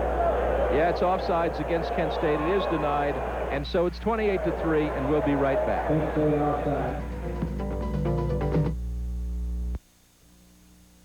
Imagine the perfect romantic weekend. That feeling you have when you're thousands of miles away from everything. You've just experienced the feel of the Park Suite Hotel. Suites start from $59.95 on weekends with other packages available, all complete with separate dining area, wet bar, microwave, and a full complimentary breakfast. Isn't it time you and your someone did a little imagining? The Park Suite Hotel, Orlando North, Orlando South, and Jacksonville. If there's a test to take, a school to enter, prepare at the Stanley Kaplan Center. If you really can prepare, I want to be an MBA. the law exams are toughie. Cause that's my SAT. I want to be a yuppie. Don't count on luck to make it happen. Prepare, prepare with Stanley Kaplan. If you really can prepare, if you really can prepare. A little drive can add up to tremendous savings at Cisco Brothers Ford. Cisco Brothers Ford in Kingsland, Georgia has the full line of Ford and Mercury cars and trucks. You're not likely to find a better buy anywhere. Cisco Brothers Ford wants to save you money on their entire stock. The excellent sales staff will treat you right and see to it that you receive the best deal possible. Take the short drive and save a lot at Cisco Brothers Ford, 30 minutes from Jacksonville. Take I-95 north to exit number 2, Kingsland, Georgia. Just say, hey, Cisco, and get a better deal. I'll admit there are a few things you won't find here at Kuppenheimer. There's no factory rejects, no seconds, no out-of-date styles, no last year's fabrics, and no cheaply made suits from the Far East. What you will find are Kuppenheimer suits made in my own factory, sold only in my own stores, and there's no middlemen, which is why a Kuppenheimer suit doesn't cost you $250 or even $200, but just $165.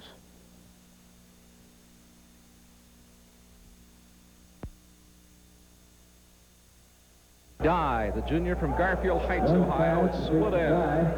Going to be close to the first down, if not the first down. Jarvis Williams makes the tackle, the junior from Palatka, Florida. Second down and less than a yard at the 29-yard line for the Golden Flashes. And Pat Young hangs on to the football, gets the first down, and is across the 35 to the 36-yard line. Pat Moore, the freshman from Pensacola Escambia High School, inside linebacker, making the tackle for the Gators. And the clock will stop as they move the chains. We're down to 19 seconds, and they're going to call a timeout. And we'll be right back after this.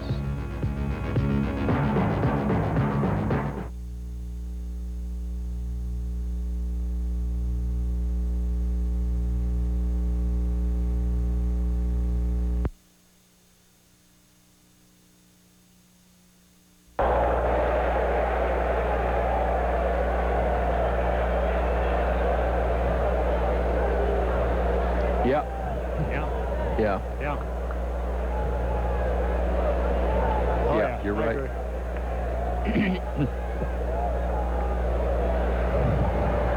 Okay. Okay.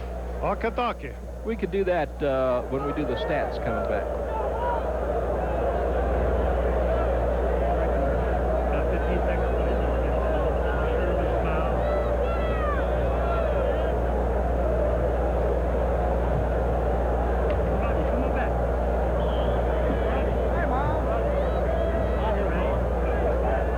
So hello to Brett Wickman, sitting there on the bench, number 20. Nice to be a senior, homecoming ahead 28-3, be the starting wide receiver. On first down for the Golden Flashes, Pat Young throws, and it is incomplete. Intended for Eric Wilkerson, the tailback, and Jarvis Williams, the right corner, was the coverage man for the University of Florida.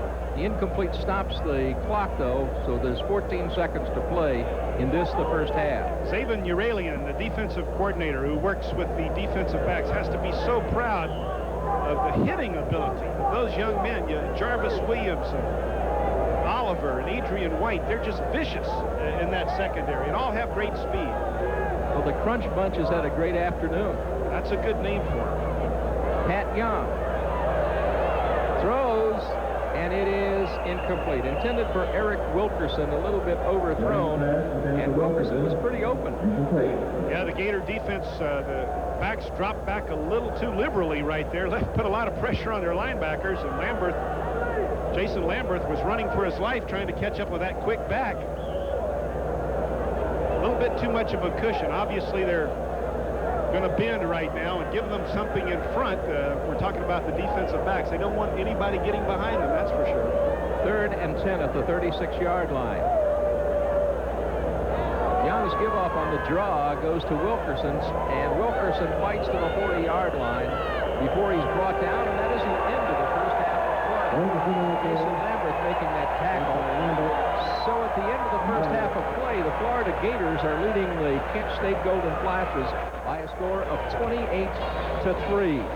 And so Florida's put together an excellent first half at Florida Field. Well, for the first time maybe this year, there'll be a lot of smiles in that locker room at halftime. Guys can relax a little bit on offense. The Gators are almost 50 yards short right now at halftime of what they've been averaging for a total performance on a Saturday afternoon. So a lot of offense.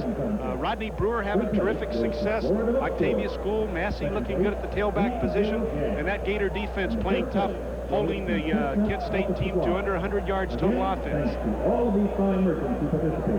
Well, you know, Rodney Brewer has had an excellent first half of play. And, of course, anybody that knows what an exceptional young man he is very pleased, because he came under a lot of heat last year in the Rutgers game.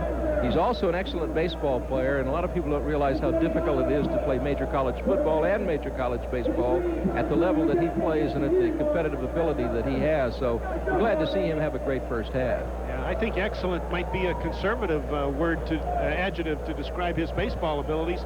I think he might be in the Major League Baseball player someday, and we're glad to have him available to quarterback the Gators this afternoon. Well, we'll be back with the halftime, but first we're going to take time out for these messages.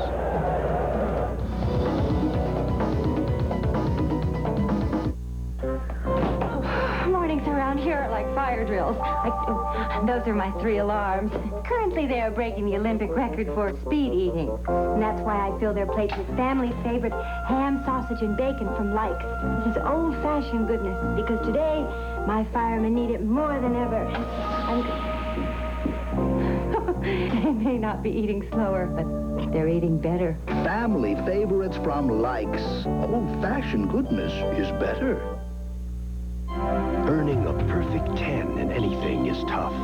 But there is one carpet that earns a perfect 10. One carpet combines luxury and beauty with durability. One carpet is guaranteed against matting and crushing for 10 full years. One carpet is a perfect 10. Anything Goes Carpet by Armstrong.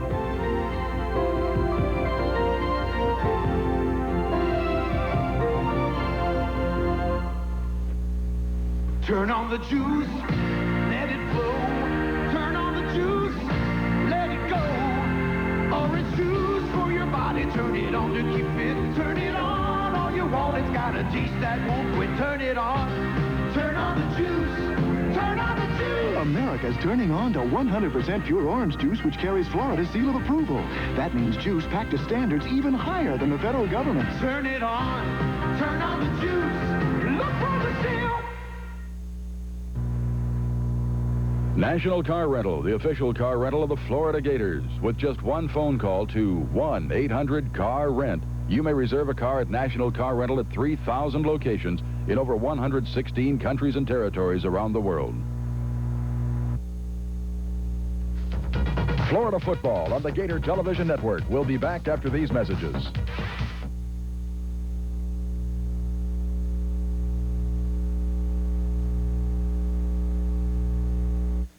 At Pizza Hut Delivery, we're making sure our people have what it takes to deliver. Proceed, Crookshank. Good girl. Nice baby.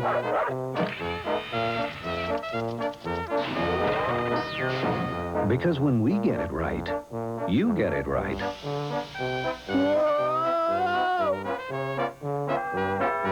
Very nice. Now, once more from the poodle. Pizza Hut Delivery. We take delivery as seriously as we take pizza. I do love you. Been wearing oil and you and oil. Perfect couple. If Lucy gets married, it won't be to make a new business move. Kid has asked me to get married. He's asked me and I said yes. I've got to call off the wedding. What do you mean, got to? That boy's gonna marry Lucy no matter what. No, he's not, JR. We got a lot at stake here. And what about Lucy? What's she got to do with this? It's her life we're talking about. Classic Dallas, Monday at 5, here on TV4. Ziebart. For years, you've known us as a quality rust-proofing company. And now, in addition, we offer these quality products. Put style in your car with a Ziebart sunroof, guaranteed leak-proof and carries a lifetime warranty. Save your truck's bed with a Ziebart bed liner. We have a complete line of truck accessories, including toolboxes, running boards, mud flaps, tailgate protectors, and sliding windows. Ziebart, rust-proofing, accessories, sunroofs, and more. Ziebart, the seal of quality. If this sticker is not on your car, come see us today. Permasoft and the Foreign Exchange. La France vous a apporté la mode, le parfum, le champagne. C'est à votre tour maintenant avec Permasoft. C'est le seul shampoing pour ma permanente. Il adoucit, vous voyez, pas très dur. Et mes boucles, oh là là, elles tiennent toutes seules. Il doit y avoir quelque chose de magique dedans.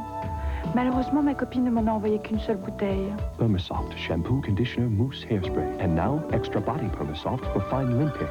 S'il vous plaît, envoyez-moi du Permasoft. Catanese, who is the new dean of the College of Architecture here at the University of Florida, coming from Georgia Tech. And Tony, what plans and changes do you have in mind for the College of Architecture? Well, we hope that our plans will include what Galen Hall wants. We hope that we'll get a national championship within the next decade. We'll be playing it on an academic field where the competition is just as tough. But we believe we've got the resources and the commitment and the desire to excel in the nation. And we're already best in Florida. Now we want to achieve national excellence. What about outreach? What are your plans for that? We intend to make the borders of our college the borders of the state. We want to help out as much as we can to create the finest and the best built environment in the state of Florida. So we're going to be doing small town projects, revitalizing downtowns, finding affordable housing for our children, and just trying to make sure that we get the very best we can for Florida. Is diversity part of your long-range plan? Unlike other colleges of architecture, we have a full range of programs going all the way from state planning through city planning, all the way down to landscaping and interior design, and we even have a college of construction, so we even build what we can plan and design. What about the stature as far as you're concerned of the college? We are certainly one of the top 10 colleges in the country, and our building construction school is generally regarded as one of the best. We are probably the largest college of our kind, and it's now up to us to make sure it's also one of the best. Well, I'm sure you will, and thank you very much. We enjoyed having you with us today. Been my pleasure. Thank you. Dr. Tony Catanese from the College of Architecture here at the University of Florida, and now this special feature from the university. Here's the latest news from the University of Florida. The University of Florida's Florida State Museum. Its curators are tracking Menendez, DeSoto, and other early explorers, uncovering the roots of Florida history from St. Augustine to the Caribbean. From even earlier days, they're bringing us the treasures of the Andes. But the museum is more than a window to the past. In reconstructing the face of Francisco Pizarro, conqueror of Peru, forensic anthropologists apply the same techniques they use today to identify victims of crimes or accidents.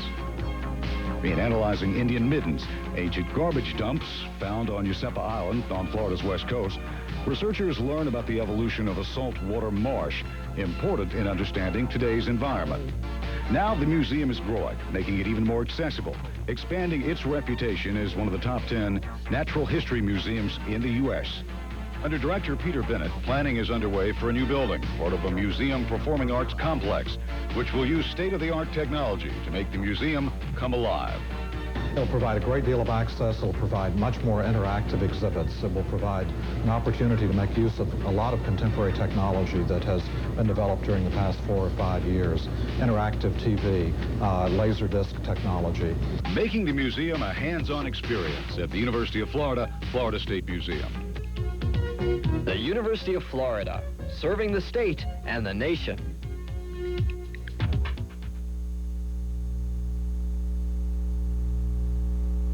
Welcome to the world of make-believe and walk into the alluring atrium in the Park Suite Hotel. Let the fountains and all the lush greenery soothe your mind and body after a hard day. Then delight yourself with the buffet at the Plaza on the Green with several delectables to choose from. And afterward, dance the night away in Danielle's. You'll be a world apart from the ordinary. Park Suite Hotel, Orlando North, Orlando South, and Jacksonville.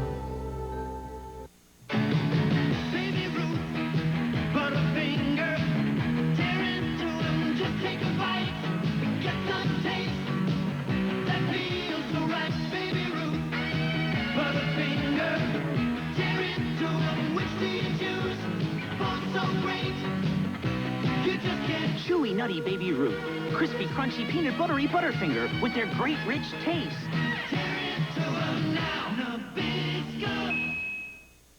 Every minute, one Florida worker is injured on the job, and many of these accidents could have been avoided. Employers' Self-Insurance Fund provides individual safety programs and workers' comp coverage for nearly 3,000 companies. Employers' Self-Insurance Fund, where safety pays. See your independent insurance agent or call this number toll-free. Call 1-800-282-7648 and tell them Frank Blair sent you. On the next Entertainment Tonight, Top Gun Tom Cruise leaves the Wild Blue Yonder behind and goes for the green. I love this. Together with co-star Paul Newman, they're racking up the points and scoring big in The Color of Money. Then, baseball fans, stay tuned as we begin a 4-star salute to the biggest players of series past, starting with Carlton Fisk and the home run that kept the Sox alive in '75. So head for home and check it out on the next Entertainment Tonight. Monday following Eyewitness News here on TV4. Flashes of Kent State by a score of 28-3. And here, the statistics tell the story, just total domination by Florida, Jim Yarbrough. Well, the Gators almost have a little over 92 yards out of the tailback position this afternoon via 17 rushes by Octavius Gould and 8 by James Massey. And Rodney Brewer has almost 150 yards passing. Actually has 142. He's on his way maybe to a 300-yard game. He's 10 of 12. Just what we thought might happen, total domination by a big, strong team against a smaller team from a conference that's doesn't have the strength across the board that the Southeastern Conference does. But again, the Mid-American Conference is well respected, and Kent State's well respected. But the Gators have just done a great job this afternoon. Jim, it looks too, from what we say and from what we've seen, that Rodney Brewer's in strong running for our vote as the Mid-State Federal Player of the Game. And of course, defensively, there's been some good performances too. And the defense, the Gators have held the Golden Flashes to 97 yards total offense. And they're averaging a little over 300 a game. So the Gator defense is playing very well this afternoon as well. Well, as the Gators come out on the field, we want to remind you that this telecast of Gator football is being seen by fans all over the state of Florida and the United States. No matter where you are, we'd like to hear from you. Send us a card or a letter with a self-addressed stamped envelope, and we'll send you a Gator bumper sticker and a Gator keychain. Your comments are also welcome. Send your card or letter to Gator Television Network, Post Office Box 14485, Gainesville, Florida 32604. Again, this Gator team has worked so hard this year, and they have so little to show for it with their 1-4 record, and that's unfortunate. Circumstances, a very tough conference, a very tough schedule, some mental mistakes, some bad bounces, some bad breaks. But this afternoon, everything has fallen their way, 28-3. They deserve this lead. It's a reward for those efforts that they haven't been getting that reward. Homecoming time. There you can see the campers outside the north end zone at Florida Field as we look at that end zone.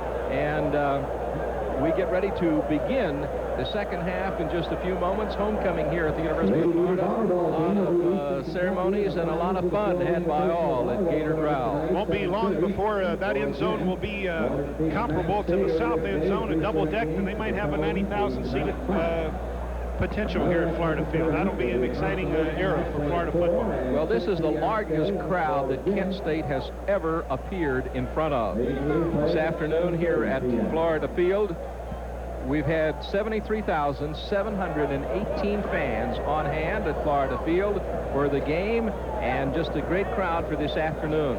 I think 70,000 of them are politicians, too. They really come to Gainesville on homecoming, don't they? You and I are the only guys that walked in here today that aren't running for something. Rodney running away from something. Rodney Brewer is 10 for 12, 142 yards, and we'd like to remind you, Rodney, a two-sport athlete, plays football and baseball. Basketball is back on campus. The team ranked in the preseason top 20 in several publications for the first time ever. First tip-off is next month, so order your tickets now from the Gator Ticket Office. Call toll-free in the state of Florida, 1-800-342-7851, or call 904-392-0664. What a great job Norm Sloan and the team did last year in Gator basketball. I was talking to David Steele earlier today, and I'm a big round ball fan, and I can't wait to see those guys in action this season. I know Norm Sloan has built this program to the point where it's nationally competitive. They can line up and go with anybody in this country. We get the word now. Ricky Nattiel ranking 6th in University of Florida history with 1,737 receiving yards. He needs just 47 yards to pass Richard Trapp and move into 5th position. Richard Trapp, reigned in Manatee. He was here with me, a good friend of mine. Richard's an attorney down in Orlando, and what fantastic ability he had to run with a football after he caught it. He had one run against the Georgia Bulldogs in 1967. We beat Georgia 17-16, and Richard left about 10 of the 11 Bulldogs grasping for air. Well, you think about some of the receivers like Richard and also Carlos Alvarez, and both of them have turned out to be attorneys. Of course, Chris Collinsworth, a great receiver, was recruited here originally as a quarterback, and I think he still holds the record for the longest touchdown pass in Florida history, but I think Mr. Gaffney made a lot of that yardage on his own, 99 yards. Some terrific wide receivers. I was talking to Carlos Alvarez last week, and he's a very successful attorney in Tallahassee, and he cares about that orange and blue up there and carries the colors in Leon County. Some others, including Wes Chandler, have gone on to fame and fortune in the National Football League. Of course, Chris Collinsworth still performing at peak efficiency in the NFL. Charlie Casey, one of the great receivers from the Ray Graves era. Charlie's a stockbroker down at Fort Myers. A lot of great receivers that, of course, Steve Spurrier was the quarterback here, and it was just a great combination of forces, good receivers, and a super Heisman Trophy candidate and Heisman Trophy winner coming here at the same time. And you look at Richard Trapp and Carlos Alvarez and Charlie Casey, and you look at their stats in the Gator record book when you get a chance. Look at the media guide, look at their records, and realize they did it in 3 years. They did not get a chance to play 4 years like a lot of the young guys do today, where they're redshirted, and then they get to go freshman, sophomore, junior, senior. And those are some tremendous yardage gains and pass reception records in a 3-year career. And it is Larry Steinberg kicking off for the Flashes of Kent State. Kerry Watkins, 4, takes the football. He's across the 15 and carries across the 20, and his motion carries him about the 24-yard line before he is brought down. And bring him down is Dan Drummond for the Golden Flashes, along with Greg Wagner. So the Florida Gators, 1st and 10 on the 25-yard line. As we begin the second half of play, the Gators up 28-3 over the Golden Flashes. Rodney Brewer, who's gone all the way at quarterback this afternoon. Slot offense. The slot would be to the left side. Rodney rolls to throw, and let's go. Long. He's got Ricky Nattiel incomplete. In front of the Kent State bench, deep in Kent State territory. The coverage man was Wagner, 27. Just took his eye off of it. The last minute, he had to do a 360 more or less on the run, and as he turned and dropped back to make the reception. Just took his eyes off it for a second. He was flying down the sideline. The Gators are going for the gusto right here early in the third quarter, and Rodney just came up a little bit short. Ricky had to turn back for the ball and just was not able to come up with a catch. Second down 10 on the 25-yard line. Rodney Brewer with the eye. And the give-off is going to go to Massey, turning outside, and he's up to the 28-yard line, 29-yard line, before he's brought down by Kent State's Stuart Sims, number 28. Massey, 8 carries for 33 yards in the first half.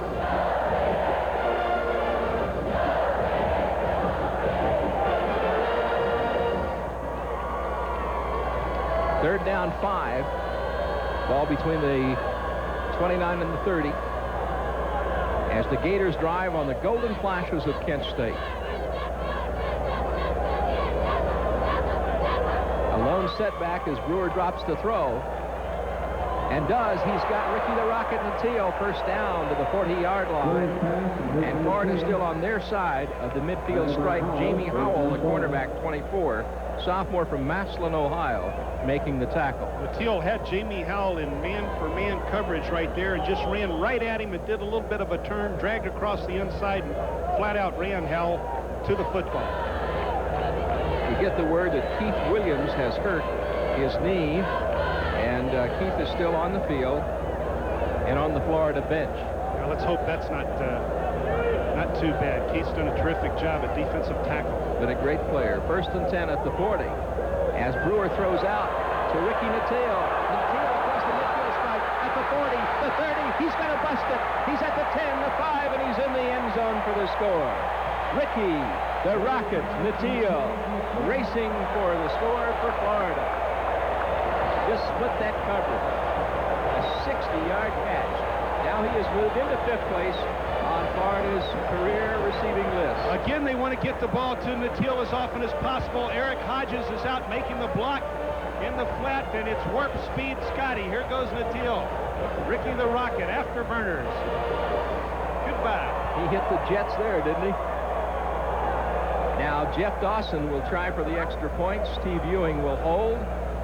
Bird will snap, and Dawson hits it, and it goes through.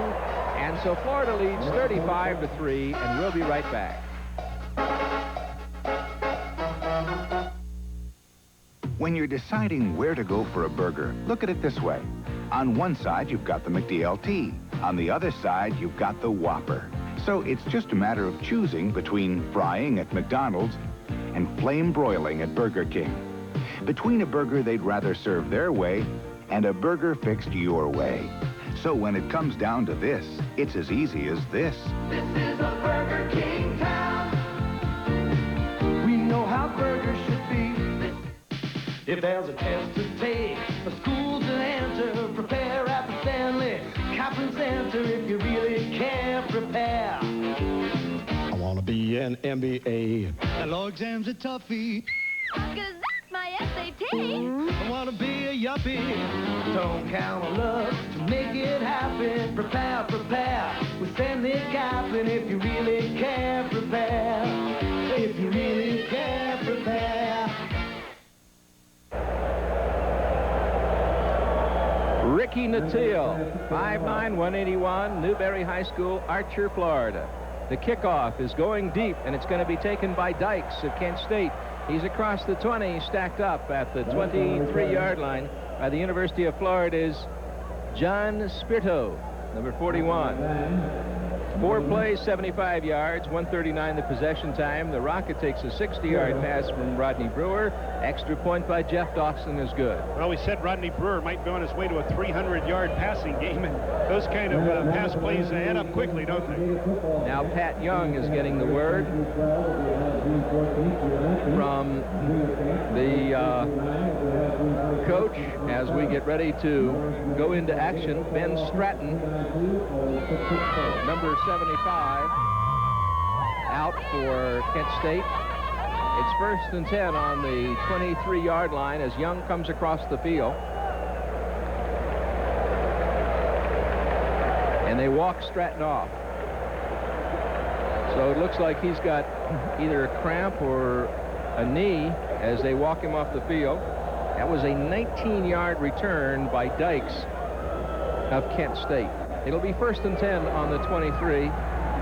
The Gator nurses are giving us the word. Receivers left and right as Young is hit and stays on his feet and throws, and it is complete. Out on the right side to Golden coming out of the backfield, and Ricky Mulberry makes the tackle for Florida. Clifford Charlton putting a lot of heat on Young right there, almost coming up with a sack. Mulberry making the tackle easily. But there was a flag on the play, and it's going to be going against Kent State.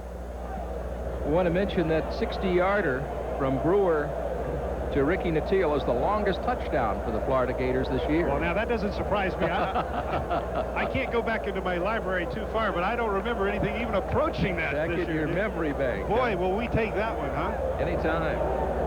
Give us more. Give us more. And let's save some, too, right? You guys down the road. Next week, it's Rutgers at Giant Stadium at the Meadowlands. First time Florida's been up in the Northeast in a long time. 35-3 the score. Young dropping to throw, being pressed, and throws crossfield. It is incomplete. Almost picked off by the University of Florida. Almost picked off by Jarvis Williams. It was intended for Eric Dye, the split end. Jarvis Williams, one of the leaders in the Southeastern Conference with interceptions. Number 3, in fact, with 3 interceptions in 5 ball games to date. He was looking for that one, wasn't he? Just waiting on it. 2nd down and 21. The ball on the 14-yard line now for the Kent State Golden Flashes. I formation. And Young hangs on to the football, gets across the 20 to the 21-yard line. Pat Moore, the freshman inside linebacker from Pensacola, Scambia High School, making the hit for the Gators. 12 minutes and 30 seconds to play in the 3rd quarter. Florida sitting on a big lead. Up by 32 points, 35-3. I don't know, I think the "We Want Pepe" chant is going to go up pretty soon from the homecoming crowd here at Rodney Florida says you're not Field. going to get me off this field unless you drag me off, because he doesn't get on there enough. So he's having an excellent game, just a super game.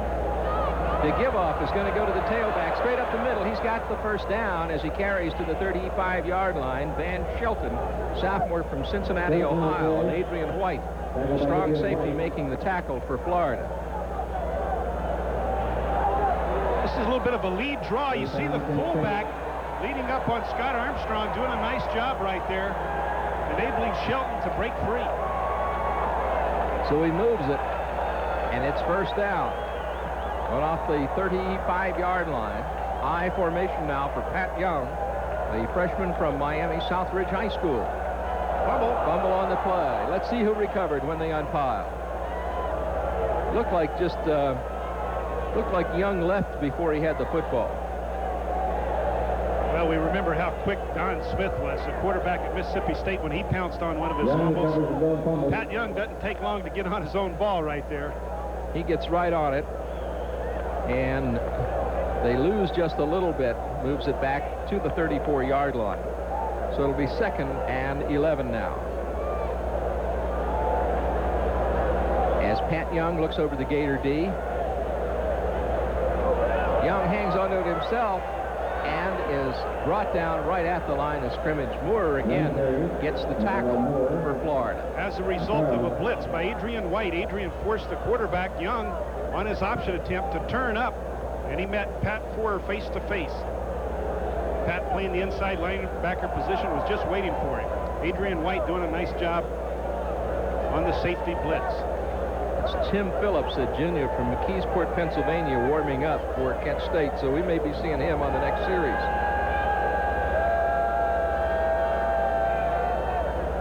The pitch is going to go to Van Shelton, and Shelton upfield and carries to between the 39 and the 40 before he's brought down. Henry Brown, big senior from Fort Myers, and Ron Moten from Clearwater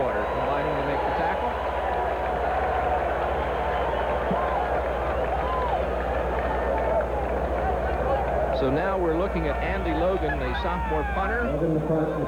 He is deep. It's 4th down and 5 off the 39-yard line. He is standing at the 25. Gets the kickoff nicely. It's low and will bounce down. And Natil just lets it go, and it stops right there at the 25-yard line. So Ricky Natil was looking at it, but it took a bounce where he thought the best thing to do was to just let it go, and he did. And he was right. It was a wise decision. You don't touch a crazily bouncing ball, because once it touches you, it's free. And if you don't get the handle, you just turn the ball over to the opponent. That makes it 1st down and 10 on the 25-yard line for Florida. Over 73,000 here today for homecoming as the alums come back. Bobby Huco standing with us here in the booth. Terrific quarterback for the Gators in the early 80s. Dwayne Ferguson with the carry, and he goes to the 38-yard line.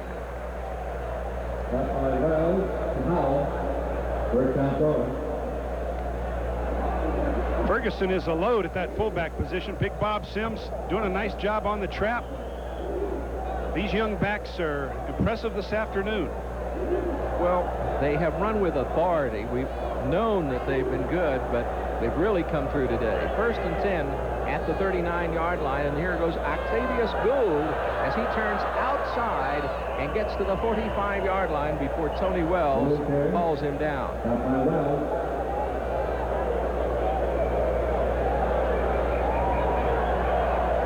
Octavius Gould, the parade All-American from Browns Mills, New Jersey.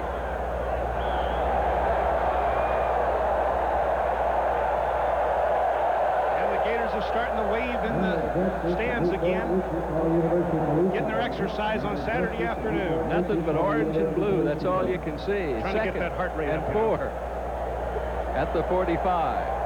As the pitch comes to Gould, and Gould turns upfield at the midfield stripe and gets into Kent State territory.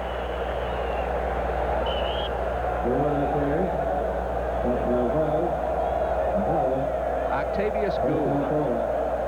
Well, Dwayne Ferguson, again, so critical that the fullback can block. Look at Ferguson just clear the corner out for Octavius Gould to make the big game. We saw John L. Williams on Monday Night Football this past week. They kept talking about what a great dimension he added, the blocking fullback. And we knew he could do it here at the University of Florida, and he's gone on to do it in the pros, and these young backs are doing it this afternoon as well. Brewer throws, it is complete to Wickman. Boy, talk about threading the needle. That was it. As Brett Wickman, the senior from Gainesville, Oak Hall High School, hauls it in. Let's look at it. Now, Bobby Huco's got a big smile on his face because this lefty's out there throwing this afternoon. And he hits the senior Wickman, who we think might have the best hands on this Gator team. But that was threading the needle, as you said. Nice job, Rodney Brewer. 1st and 10 at the 27-yard line. To the fullback straight up the middle, Dwayne Ferguson. Good carry as he picks up the 1st down.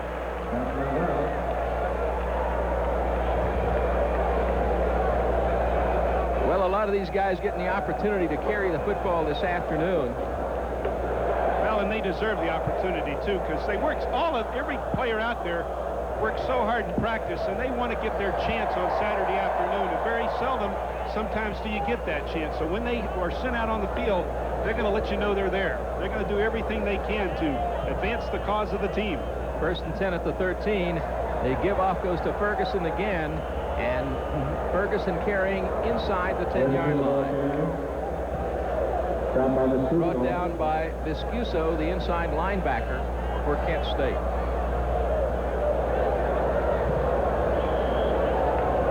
Second down, the ball spotted down at the 6-yard line. 3 yards to go for a 1st down. I formation, Octavius Gould, 31, dots the I. 1 wide receiver, and Gould takes the pitch. Gould inside the 5 and still on his feet to the 4-yard line. Going to be short of the 1st down, though. That'll bring up 3rd down.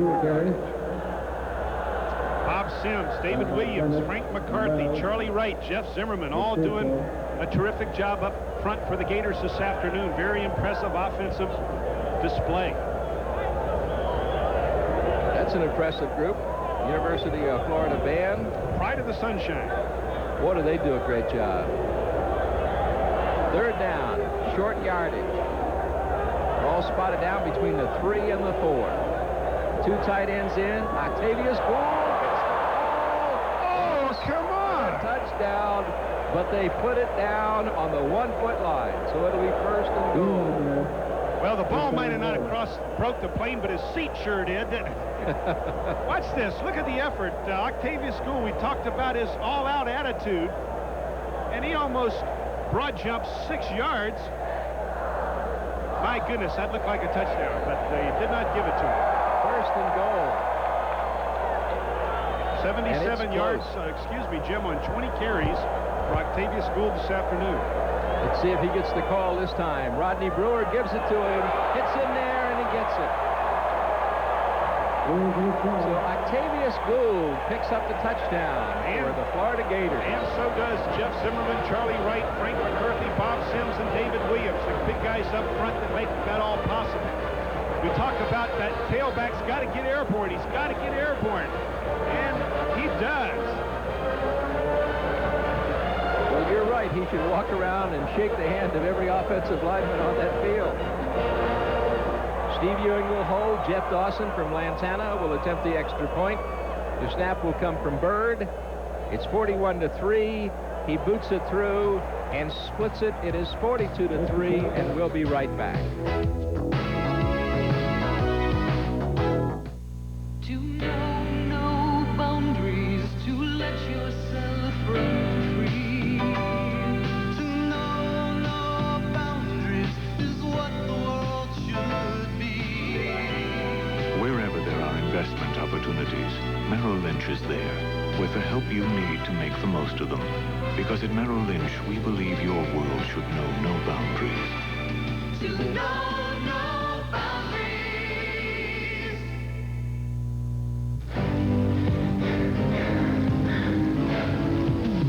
Gatorade is thirsty.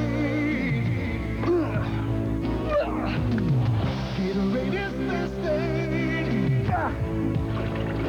Nothing cuts through thirst like Gatorade Thirst Quencher. It quenches the thirst in your throat while it helps put back the potassium, fluids, and minerals your body sweats away. Gatorade is thirsty. For that deep down body thirst. Well, they're having a great time rocking and rolling here at Florida Field. It's been a while since they've been able to look up at the scoreboard and see that kind of offensive production. The Gators leading by a score of 42-3. Kicking off deep, and Dykes will return the football, and he is across the 20 to the 26-yard line before Dwayne Glover, 33, makes the hit. There you can see him coming across the field, and Dwayne is a sophomore from Titusville. Astronaut High School. Jay Donnelly, the head coach down there. That's where Chris Collinsworth went to high school. You can always tell it because they have the big mock-up of the spaceship, and you can see it from I-95 as you go by. Tim Phillips is now in at quarterback. Well, hello to you, too. Mr. Two-Bits, George Edmondson. Tim Phillips, a junior, McKeesport, Pennsylvania, in at the quarterback spot, off the I, number 8.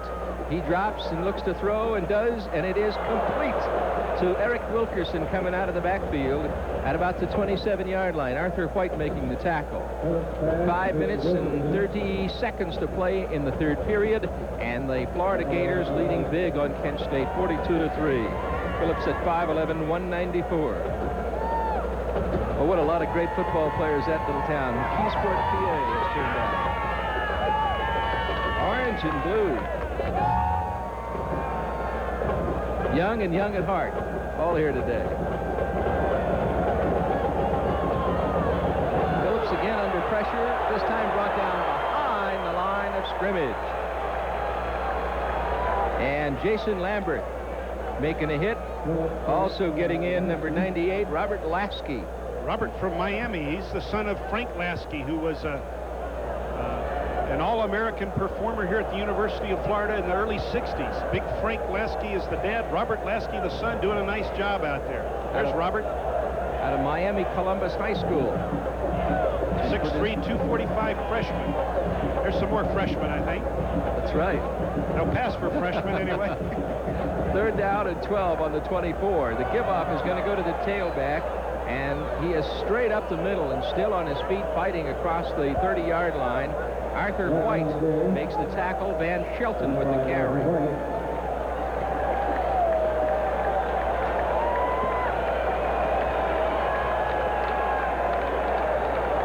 Well, that means that the Kent State Golden Flashes will kick away, and Tony Martino, number 11, makes his first appearance as the kicker. They're giving him a little experience at that spot. 4th and 6 from the 30 is the official situation. He's standing at about the 15, and Martino boots it.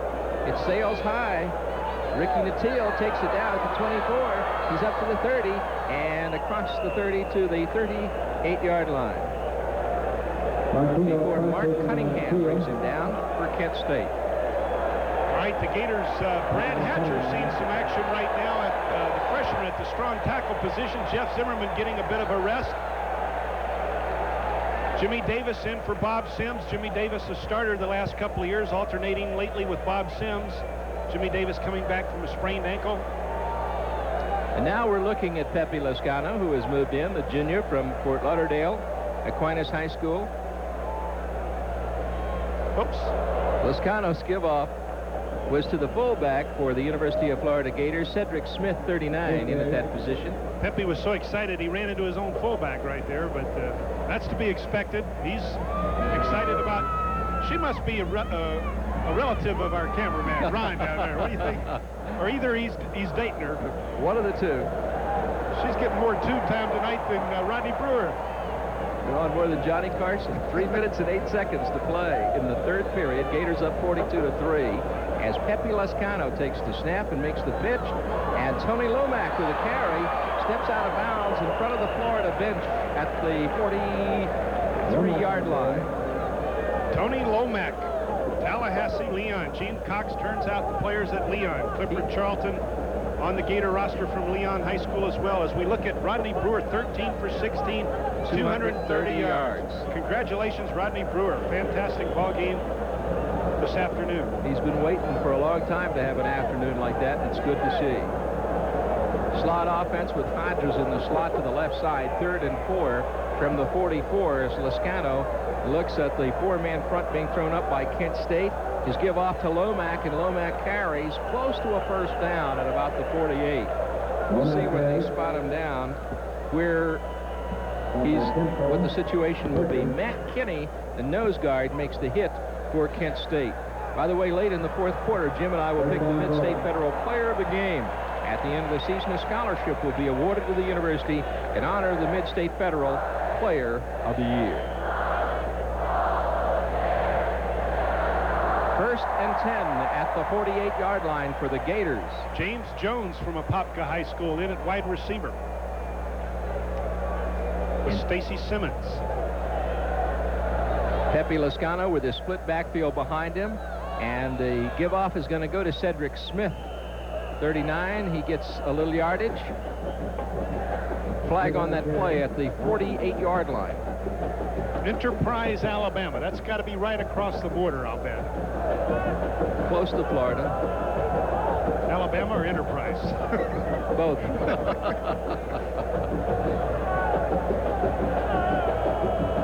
Steve Stight. Number 95. Homecoming. That's the word. That's the Pike House across the street. They'll be rocking and rolling tonight. I think they were probably rocking and rolling a little earlier this week, too. 1st and 10 at the 48-yard line, and so the football has been moved back now to the 38-yard line. And it'll be 1st and 20 for the Gators. McCarthy, the center, 53. Pepe Lascano at quarterback from Fort Lauderdale, Florida, Aquinas High School. The pitch is going to go to Cedric Smith, and Cedric comes to the near side, but Kent State was right there to stop him. And it was Paul Stewart, a junior from Bridgeville, PA, who made the hit.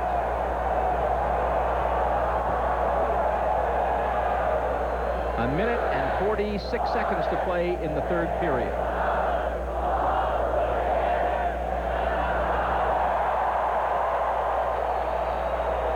A happy homecoming crowd looking at that 42-3 lead as Wickman 20 goes in motion to the top of the screen.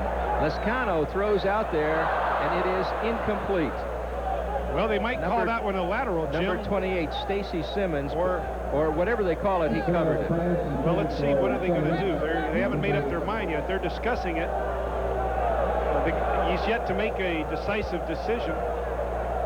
Let's take a look at it. If it's a lateral, he'll recover the fumble. If it's a pass, it's incomplete. It looked like a pass. He was well beyond the 30-yard line, but yes, that's what they're going to call it, incomplete pass. So that'll bring up third down. And the ball spotted down at the 38-yard line.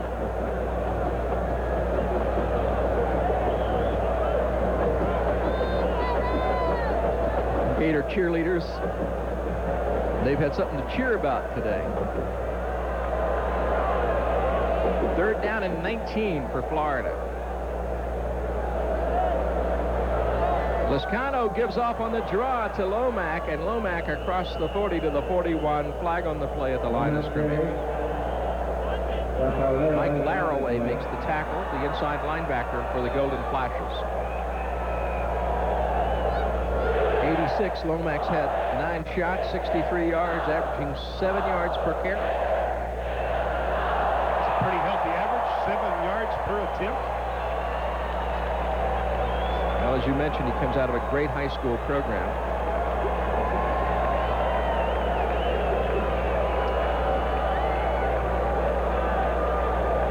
Offsides against Kent State.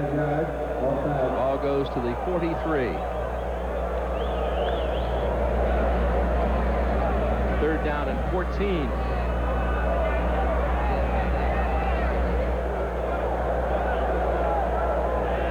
Darrell Woolard, 21, checks in at a wide receiver spot and splits to the top of the screen.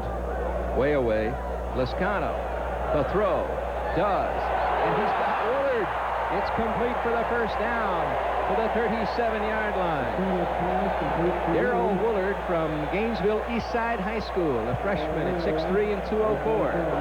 Makes the catch. John Maspiani and Andy Logan make the tackle. Pepe Lescano had a good spring for the Gators, and they were very comfortable with him at the number 3 position, and he shows why. Well, we've told the story about his being the former manager, so he's kind of the Rocky story of the Gators this year. First and 10 at the 36 now, as Lescano pitches to Cedric Smith, and Cedric turns upfield and inside the 35 to about the 34, 33-yard line. 21-yard gain on the pass play. As we wind down with about 18 seconds left here in the third quarter, maybe the Gators won't get this play off. 42-3 is the score. Florida up big on Kent State. And there it is, just total domination this afternoon for the University of Florida. And the Gators will not get this playoff, and that is the end of the third quarter. We'll be right back after these messages.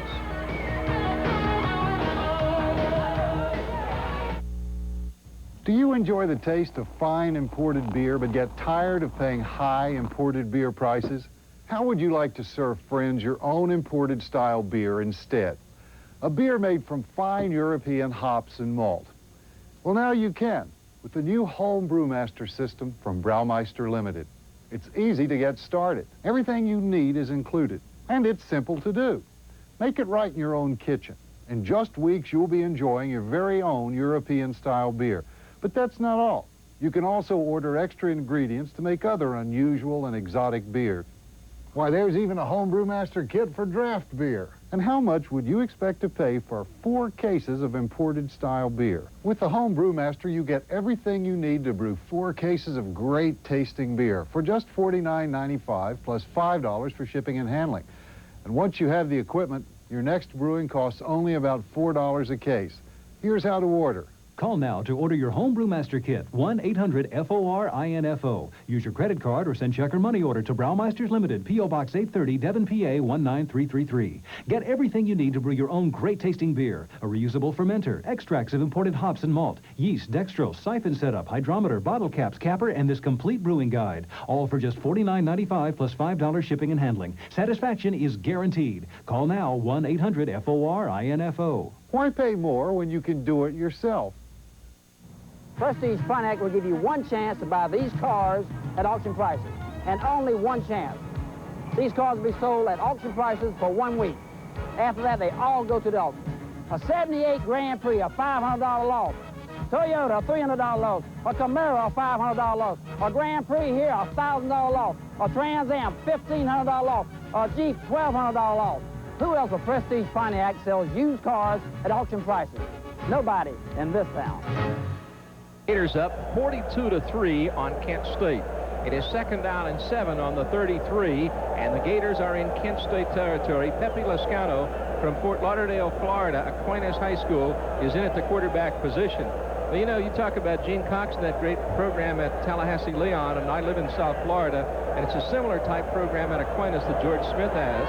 Done an excellent job over the years. The give-off is going to go to Tony Lomack. That's the young man out of Tallahassee Leon.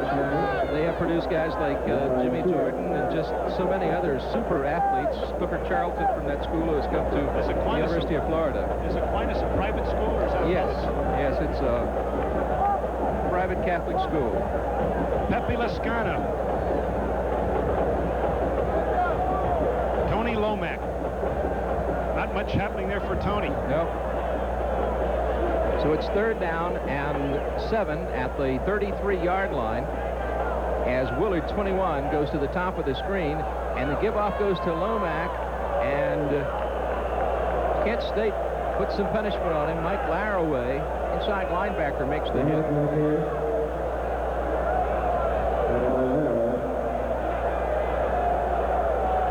It'll be 4th down coming up for Florida.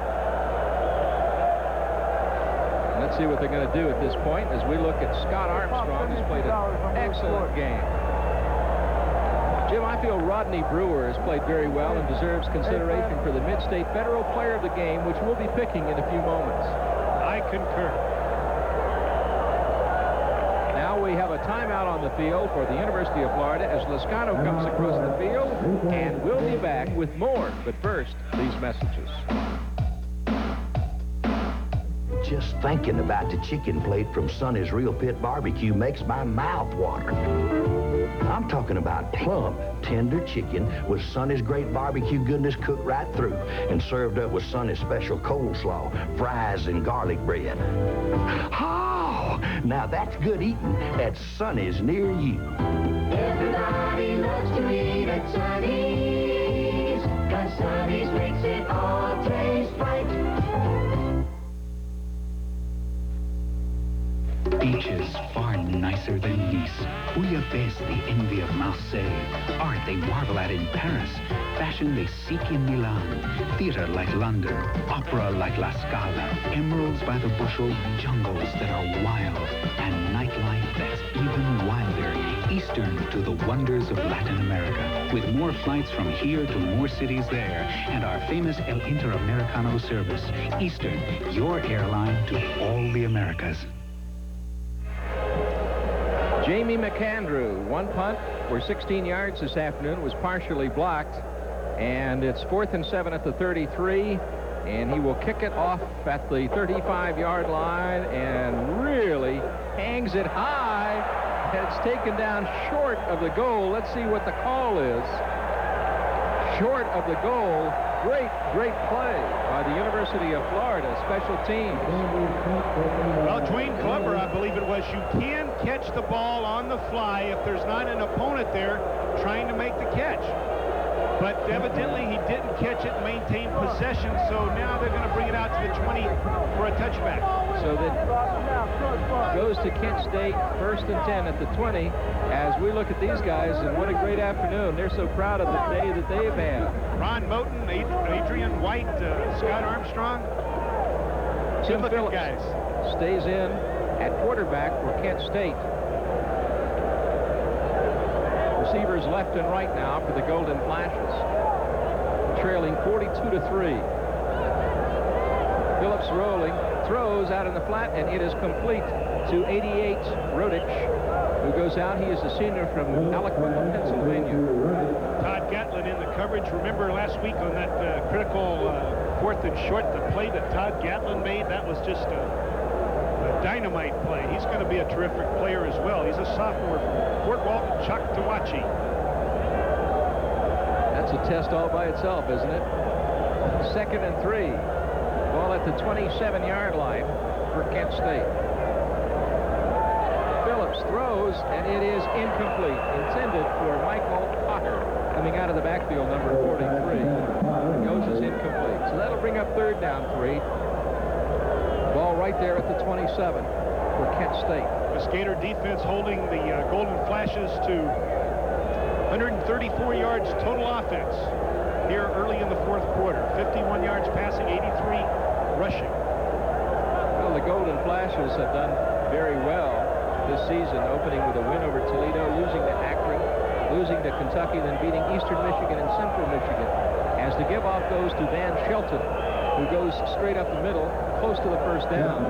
So they're 3-0, unbeaten in their own conference, the Mid-America. We didn't mention it, but they look like the San Diego Chargers in those uniforms, don't they? That's a good-looking uniform. High-tech. High-tech. There's a Gator. One of the 73,000 plus. Today. Biggest crowd that Kent State has ever appeared in front of. Tony Martino has had 1 punt for 46 yards today.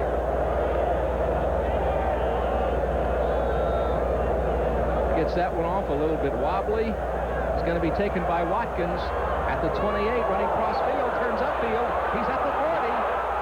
He's in front of the 40, eventually across the 30-yard line and down to the 28-yard line, but there are flags on the play, and it may be called back for a clip. It will be a clip. I saw the action, and it was close. It was one of those hits in the side of the head that could be interpreted as a hit in the back of the head, but it was close. They had the wall there, and it's so tempting to go ahead and throw the block when you're in doubt, and maybe we'll pick it up on the replay. We mentioned that Kerry Watkins will probably replace Ricky Nattil after Ricky graduates. That was a good call. That block is all right right there, I believe. Watch this one on the bottom of your screen on the left. Oh, yeah, right there. Well, it was right in the side, but that one was a excuse me block in the back. It doesn't matter if you hit him on purpose or excuse me block, it's still going to be called. A 43-yard boot, and here's the man of the hour. Hi, Mom. Hi, Dad. Well, I'm glad to see that. I thought guys only had moms, because that's what they always say. Hi, Mom. So somebody said hello to Dad, too. They're going to bring this back to the 15-yard line against the University of Florida. Now, Florida's getting the opportunity to play a lot of their people who have not gotten a chance to show what they can do, not gotten game experience, and this is a good situation for them. 1st and 10 on the 15-yard line. Lescano hands off, and he's at the 35. He's at the 40. Cuts back at the midfield stripe. Dwayne Ferguson, 38, still on his feet, and deep into territory occupied by Kent State as he gets to the 36-yard line. Ray Karosha, a freshman strong safety, makes the tackle. Let's look at it. Richard Starweski from Bradenton, Manatee, the bread truck, does a great job up front, opening up a huge hole for Ferguson. Starweski, one of the most impressive young offensive linemen I'd ever seen. Did a great job, and Ferguson is blistering down the turf. There he is. Oh, this guy is about 4 feet wide and about 5.5 feet tall. I mean, he's amazing. Lescano can hide behind him. That is Wayne Williams now coming to the near side on 1st and 10 off the 38-yard line as he makes his first appearance of the afternoon. The sophomore from Titusville, first-team line, Zimmerman, McCarthy, Williams, the big guys across the front, and what a job they've done today. They deserve the opportunity to sit, rest a little bit. Up 42-3. Ferguson is 5 attempts for 87 yards. Whoa, that's a good afternoon. High formation. And the give off again is going to go to Ferguson, brought down by Eric Timko, the outside linebacker. John Durden in the game at offensive tackle, number 72. Todd Lamberton, a sophomore from Fort Lauderdale, also seeing action at tackle. 3rd and 8 at the 36 for a broadcaster. And Dick Crago is looking up at me, kind of smiling. He is one of our spotters. He spots our opposition team. And Dick has done a lot of spring training baseball. And when you broadcast spring training baseball, you see a lot of guys every afternoon. And that's what we're seeing today. 3rd and 8 at 36. And the Scouts pass is complete to the 20-yard line to Ed Frazier. Makes the catch. The junior from Greenville, North Carolina for Florida. Andy Logan makes the tackle. Let's look at it. Terrific job by Ed Frazier, concentrating on the football. Runs a little bit of a slant-in route. Pepe delivers. He's going to get hit, but Frazier goes for the flip and still hangs on to the football. 1st and 10 at the 20-yard line. As Lascano sends receivers left and right. And gives off to Wayne Williams, who's hit at the line. Mike Laraway, the inside linebacker, makes the tackle for Kent State. 10 minutes and 6 seconds to play in the ball game. Gators leading the Flashes 42-3. Lascano is 2 out of 3 for 37 yards. Brad Hatcher also in the game, number 76, the freshman from Perry Taylor High School. 2nd and 9 at the 19-yard line. Pepe Lascano looking, throws, and it is incomplete. It was intended for Stacy Simmons coming off the left side. Balls is incomplete. Coverage man is Greg Wagner. Pepe showing a lot of patience right there, waiting for Stacy Simmons to clear the linebacker, get underneath the cornerback, but just wasn't able to quite drill it in there in time. Shows a lot of poise, though, for him, having not seen much action this year. Or any year. This is his first action ever, isn't it? I think that's the first snap that he's taken from center in a varsity game here at Florida. He is a junior. 3rd and 9 at the 19-yard line. And Lascano gives off on the draw. The draw play goes to Cedric Smith inside the 15 to the 14. John Massimiani, freshman inside linebacker, making the hit for the Kent State D. Gators are forced to go for the 3 points, Jim. Jeff Dawson's out on the field right now. It'll be 4th and 4 at the 14-yard line officially, so the kick is going to come off the 20. We're talking about a 30-yard attempt. Steve Ewing, number 3 quarterback, will hold. And Dawson boots it. It has the distance, and it is good. And so the Gators now lead 45-3, and we'll be right back.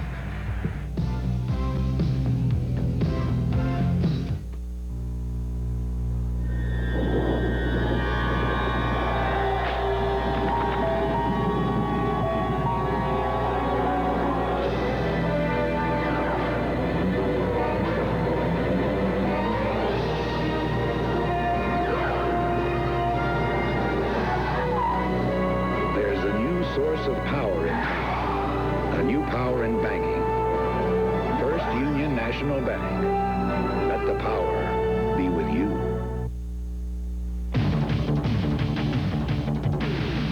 Milk's got the kick that gives you more. Health kick. More nutrition in every pore. Health kick. I got the kick and milk is here. The calcium and vitamins that you're so with. So get on a health kick, let it pour. America's favorite health kick. Yeah, get on a health kick, milk's got more. Have more milk, 'cause milk's got more. Robert McGinty sees his first action as he kicks off for Florida. And Greg Dykes takes the football for Kent State. He's across the 30 and to the 32-yard line before he's brought down by Kerry Watkins, number 4. Robert McGinney is a transfer from Auburn University, junior from Neptune Neptune Beach, Florida, went to Fletcher High School. 8 plays, 72 yards, 3:30 the possession time. Jeff Dawson's 30-yard field goal puts Florida up 45-3. The guys that get them killed right now are the male cheerleaders. They have to do a push-up for every point the Gators score, and they're trying to do 45 push-ups right now. I'd have to resign. 1st and 10 from the 33 as the quarterback Tim Phillips hangs on to the football and gets back there. Couldn't find anybody open and just ran with the football, and he's brought down by Joey Nicoletto.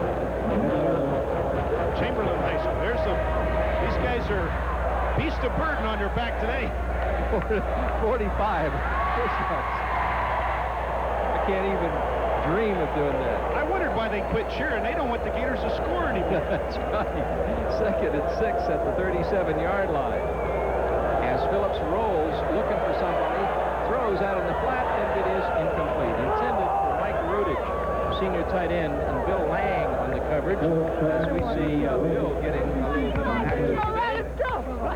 Mid-State Federal Savings and Loan is performance-minded and is proud to recognize outstanding individual performance with Mid-State's Most Valuable Player of the Game Award. Physical fitness, keen mental concentration, and a true spirit to win is what Gator football is all about today and in the future. And I'm leaning heavily toward Rodney Brewer. No question. 3rd and 6 at the 37. Phillips dropping, throws, and it is incomplete. Intended for Greg Dykes, the split end for Kent State. You know, you look at some of the youngsters that they have. Dykes is a freshman. Phillips young, our underclassmen, so they'll be back next year. The backs are sophomores and juniors. Kent State's 3-0 in the Mid-America Conference. Tony Martino will be the punter. He's had 2 kicks, averaging 44.5 yards per kick. It's 4th and 6 at the 37 officially as he waits for the snap. Low at the 25, but he gets it off. This one bobbles off the side of his foot. Kind of a knuckleball and comes out of bounds in front of the Florida bench at the 37-yard line. I think that's what you call a shake. And it bounces off the side of your foot. That was not the way it was planned. It's like one of my T-shirts. Is that the homecoming queen? No, I must be confused. Maybe. I'll vote for her. Well, there's another one. Maybe in the future. 1st and 10 at the 37. Former Gators, future Gators, present Gators, all here today. Over 73,000 for homecoming at Florida Field. Toscano's give off goes to Lomack, trying to get outside, but swarmed under by the D. Paul Stewart, a senior from Bridgeville, Pennsylvania, makes the hit. Andy Logan also. North Canton, Ohio, Hoover High School. These guys having a great time here today. Tank tops, boy. How'd you like to be a tank top manufacturer? Huh? Could you make some money or what? Why didn't you think of that? I don't think of much, period.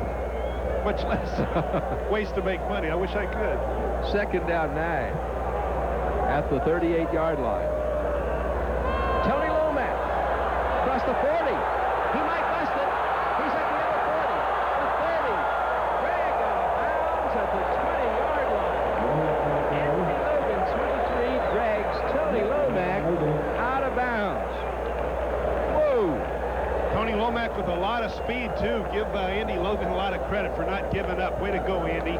Way to go, Tony, as well. Tony sprinting to the outside, gives that little dip inside. Now watch Andy Logan. He's going to chase and chase and chase and chase and reach out there and get him. Tony Lomack with a lot of speed, but let's pat Andy Logan on the back for that 2nd and 3rd effort right He never gave up. Lomax had 6 attempts for 42 yards this afternoon. Cedric Smith, the fullback, gets the call for the Gators and gets a couple of yards before Kent State's D brings him down. And the Gators now, Jim Gallagher with over 500 yards total offense. That last run by Tony Lomack, 284 yards rushing. There's the Gator band. You're looking at some of the fans in the north stands a little bit ago. 2nd down and 7 at the 17-yard line. 6:25 to play in the game. Florida up 45-3. Wayne Williams inside to the 10-yard line before he's brought down. got to the 9. John Massimiani, inside linebacker, and Ray Caroscio, the strong safety, combining to make the hit for Kent State.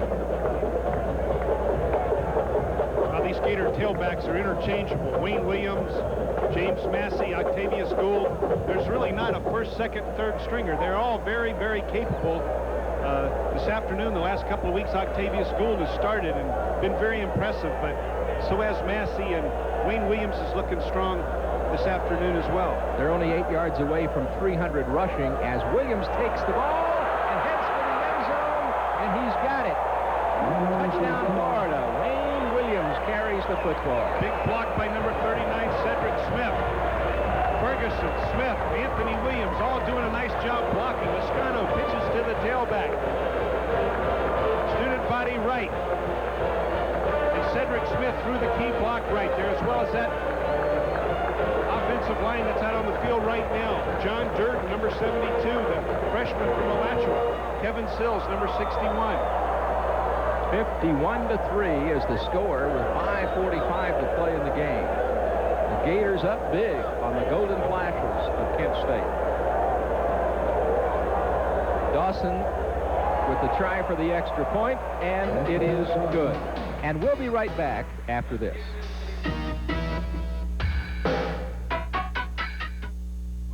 Earning a perfect 10 in anything is tough. But there is one carpet that earns a perfect 10. One carpet combines luxury and beauty with durability. One carpet is guaranteed against matting and crushing for 10 full years. One carpet is a perfect 10. Anything Goes Carpet by Armstrong.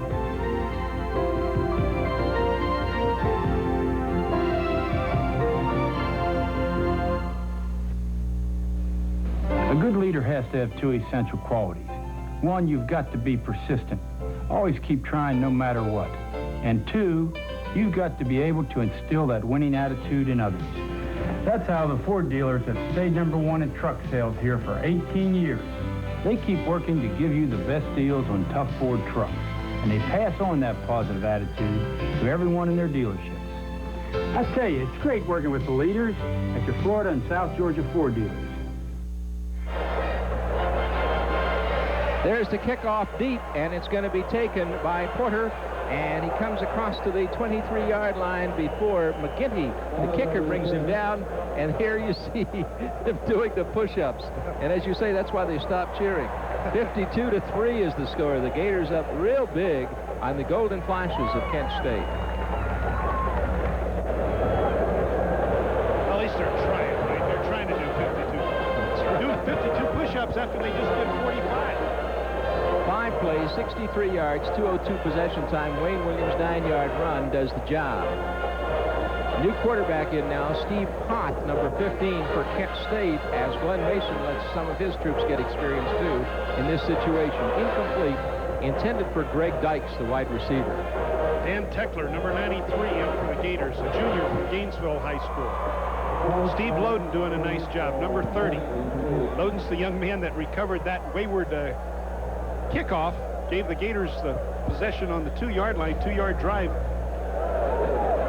for a touchdown. There's the story, 5:33 to play. Gators lead the Golden Flashes 52-3 at Florida Field. 2nd and 10 at the 23. Kent State with the eye, Pott with the pitch. Straight upfield as Michael Potter gets the call. It's close to a first down. Next week, the Gators will be at Giants Stadium, the Meadowlands, to take on Rutgers. And then it's a week off before hosting Auburn at Florida Field on the 1st of November. On the 8th of November, that traditional Georgia game in Jacksonville. On the 15th, it's Kentucky at Lexington. And on the 29th of November, it's the Florida State Seminoles in Tallahassee.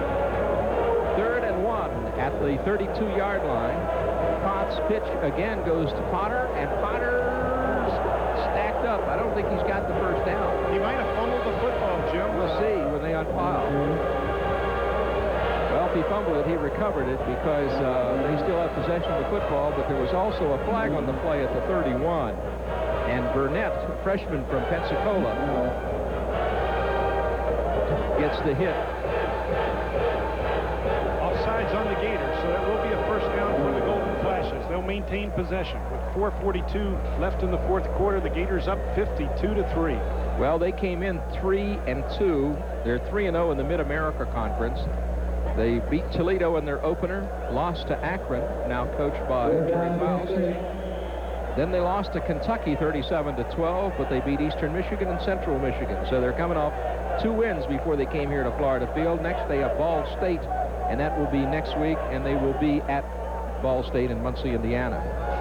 Poth looking to throw and unloads, and it is complete to the 40-yard line of Florida. A complete pass to number 86, Andre Palmer. And he was brought down by Barry DeWitt, number 14 for Florida. Barry DeWitt, a senior from Brooksville, Hernando High School. Steve Poth doing a nice job firing the football down the field. Oliveira. About 4 minutes to play as Poth looks again and throws, and it is incomplete. Intended out in the flat for Greg Dykes, number 4, but falls as incomplete. Gator basketball is back, and the team is ranked in the preseason top 20 in several publications for the first time ever. The first tip-off is next month, so order your tickets now from the Gator Ticket Office. Call toll-free in the state of Florida, 1-800-342-7851, or call 904-392-0664. Second and 10 at the 40. And the Golden Flashes are in Gator territory. Poth on the flanker reverse to Palmer. Palmer turns upfield. He's got a first down, and he is to the 27-yard line. And there's a flag on the play. Tony Jones, a freshman from Tallahassee Richards High School, the right corner man, makes the hit for the Gators of Florida. Andre Palmer giving 110% on that reverse. Dwayne Glover had the angle on him, but Palmer made the nice cut inside, picking up what looked like sufficient yardage for a first down. Let's see what that flag's about. It looks like it may be a hold against Kent State. Wait and see. Poth giving the football to Andre Palmer on the reverse. Watch this cutback. Whoa, there goes Dwayne Glover flying by. But there was a hold, and it's all for naught. That's too bad. That was an excellent effort by Andre Palmer. Well, there you see Gators on the cheeks, and they're happy about the way that the team is playing. 52-3 to score. 568 yards total offense. Those are numbers that Galen Hall is happy to see. Don't you know that? It's been waiting a while for this one. Jeff Zimmerman and a somewhat smaller band. Of course, almost everybody, even you, somewhat smaller than Jeff Zimmerman. I don't think out of the 73,000 people here, there's no one that's not somewhat smaller than Jeff Zimmerman. Poth scrambles out of the pocket. Let's go. Complete. And he gets Potter coming out of the backfield, 43 for the completion in front of the Kent State bench. What's so dangerous along those chains when a receiver catches the football or tackles are made near that sidelines, that the young men don't get tangled up on those chains or on those standards where they might get injured. You know, Bubba Smith's career was ended as he ran accidentally into a chain. Flag on the play. I think that was that at Tampa Stadium? Yes, it was. They're walking one off against Kent State. It's going to be a costly one moving into the 46-yard line, and it is for the hole against the Golden Flashes. Well, this is what they don't want to be doing at this point in time. They're down 52-3. Of course, probably a lot of fresh people are in there, people who haven't had the opportunity to play, as Mason, so far behind, just gives some of his young people a shot. Poth has come on and looked pretty good. Again, the flanker reverse as he goes to the far side and then throws off the flanker reverse to the 1-yard line. Derek Nix, number 21, throws long, and he gets Greg Dykes. Let's look at it again. Just a beautiful play on the reverse pass. Pop on the reverse right here. Derek Nix Hicks just letting fly with the football. Greg Dykes jumps over number 41 for the Gators, John Spirito. So that puts it right down at the 1. So it's first and goal on the 1 for Kent State with a little over 3 minutes to play. They trail 52-3. I formation. Koch chants the signals. His pitch goes to his tailback, and that would be Michael Potter, 43. He's got it. They give him the touchdown. He's in the end zone. So it's 52-9. Well, that restores some pride to the Golden Eagles side of the field. Those young men are trying the best they can. They're obviously outmanned this afternoon, but they fight back with a big touchdown drive, and that's to their credit. I noticed that when he went into the end zone, too, got a nice hand from the Gator fans down there in the end zone. I think they were happy to see Kent State come through with that pride as Albert poses with a youngster. Looks like they're going to go for 2, and we'll be right back after this. The people who come to Apollo. People who've realized that added hair can add a lot to life. People who say, hats off to Apollo. People like rodeo announcer Don Hensley. In big-time rodeo, you can't always keep your hat on. So you want to make sure your hair looks its best all the time. With Apollo, you can swim, shower, shampoo, do anything you'd normally do. You'll just look better doing it. This is Don Hensley saying, partner, your hair never looked more natural. Remember when balloons were for kids and carnivals only? No one imagined balloons for anniversaries, get well wishes, congratulations, adult birthdays, or even a spectacular balloon release. Well, here at Balloony Tunes, we have balloons for any occasion. Call us. Oh, and I can deliver. Balloony Tunes, 824 Lomax at 5 Points. Call anytime, 353-1410. And we're back at Florida Field in Gainesville. 52-9 is the score, with the Gators leading the Golden Flashes of Kent State, and Kent State is going to go for 2. The quarterback, Koch, is at the line. He's got an I formation. Hangs onto it himself and brought down way behind the line of scrimmage, so they do not get the 2 points. Again, they Steve don't Loden get the 2. Doing an excellent job there, Jim Gallagher. Steve Loden, who's played very well this afternoon from Marco Island, Florida. Here's the touchdown on the pitch to Potter. Potter just barely squeaks in. The Gators obviously substituting liberally on defense right now, but to their credit, the Golden Flashes come back with a touchdown drive.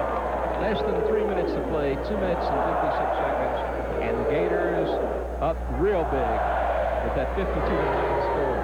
And all the wide receivers and offensive backs and a few defensive backs are on the field right now because we all expect an onside kick attempt, or at least we anticipate one by the Golden Flash kicking team. So it'll be Larry Steinberg, number 1, who is their kicking specialist, a freshman from Fairfield, Ohio. And he will be booting. We'll be telling you about the Mid-State Federal Player of the Game in just a little while, as Larry gets ready to move to the ball. As you say, Florida expecting that squib kick. Moves to it, and he boots it off deep. It'll be Watkins taking it down at the 2. He's at the 5, the 10, comes to the near side. He's at the 15, he's at the 20, outside, and he's across the 30 and to the 35-yard line before he's brought down. And it was Ken Clements, number 2. He's sent back from Middletown, Ohio, who makes the hit. What a great day Albert's had. Albert says the day has just begun. He's looking forward to hitting Fraternity Road. You know, he can get into any house he wants. That's right. 7 plays, 77 yards, 2:49 possession time. Michael Potter's 1-yard run does it. 2-point conversion, no good. Now we see Steve Ewing in a quarterback for the Florida Gators. He's not from Dallas, Texas, is he? Yes, he is. He's from Mesquite, Texas, which is around that area. He's a transfer from the University of Texas at Arlington. They dropped football. And the give-off is to number 47, who is not on the roster. Here's our Mid-State Federal Player of the Game. Jim and I have selected Rodney Brewer as the Mid-State Federal Player of the Game. 6'2", 205-pound junior. Nice job, Rodney Brewer. What a great afternoon, and it's been a long time coming for Rodney, and I think that everybody is glad to see it. And he's excited about an opportunity to go to the Big Apple next week, or near the Big Apple, across the river in New Jersey. Play Rutgers at Giant Stadium in the Meadowlands. Straight up the middle to the 40-yard line goes the carry. Well, that's literally the 12th man. He's come out of the student body section and put on a uniform, and he's not listed in our depth chart. So that shows you how valuable that 12th man is. Maybe that's Bill Shipp, the kid they've been calling for all year to get in the game. You know, the student body's been yelling for him to get in the ball game. 3rd down and 5 on the 40. And the carry is across the 40 to the 42-yard line. Only his mama and daddy knows who he is. Right. That's our boy, and they don't know who he is. The unknown Gator. Well, he's looking good anyway, isn't he? So far, he's done very well. 3rd and 5.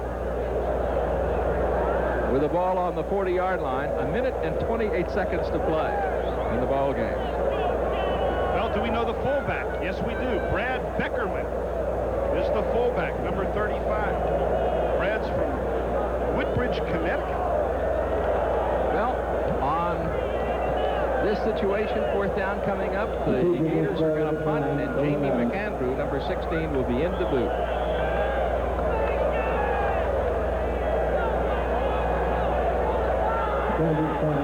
52-9 the score. It's just been a very dominant game for the Gators this afternoon. As McAndrew boots that one and sails it high. It'll be taken down by Kent State at the 15. He's across the 20 to the 21-yard line before he is brought down by Walter Bird. And carrying the football was Derek Nix. On the punt return, as we watch Jamie McAndrew come off the field. Yes, that's one number we continue to recognize right there, Jimmy McAndrew. But the Gators sending a lot of young men out on the field this afternoon. We've lost count right now, but all well-deserved. They deserve the opportunity. They go to practice. Most of them that are playing right now, or a great percentage of them, are walk-ons. They don't live in Yon Hall. They don't get 3 meals a day paid for by their scholarship. They're on their own.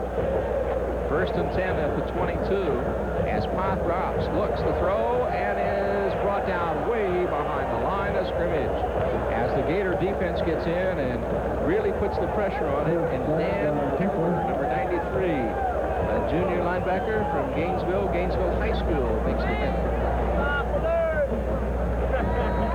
Some happy Gators. Young man's being recruited by the University of Florida. One of the Gator Getters is his host. And there is Rodney Brewer. What a smile is on that guy's face after this afternoon. Less than 30 seconds to play in the game. Steve Poth remains in at quarterback for the Kent State Golden Flashes again on the flanker reverse. And it is Palmer this time, and Palmer carries forward. He's close to the 1st down. He might have the 1st down as the seconds keep going. And they stop the clock with 10 seconds to play in the game. Trevor Mills makes the tackle for Florida. Which is bigger, the Gator or the fan? Here's Galen Hall, happy to see this, as he goes to 19-5-1. And there's the clock just ticking away, and that's the end of the game. Steve Poth drops back and looks to throw and throws long, and it is intercepted by the University of Florida. Making the interception, John Scriven, number 41, still on his feet, and he goes down, and the game is over. And the Florida Gators have won by a score of 52-9. So the Gators go to 2-4 overall. They get their first win since August the 30th when they beat Georgia Southern here 38-14. Meanwhile, next week it's Rutgers at Giant Stadium, the Meadowlands. Rutgers game last year was a tie football game for the University of Florida. So this should be interesting to see what happens this year. And remember that on these same stations, we'll be on at the same time next week to bring you all the action on the Rutgers game. I understand that 10,000 tickets have been sold to Gator faithful as they head to New York to cheer for the Gators against what is literally the University of New Jersey. Rutgers is the official state university of New Jersey, and there'll be a lot of folks in charter airplanes shopping in Manhattan next week. And happily, we hope so after the game, too. You're right. We'll be right back after this.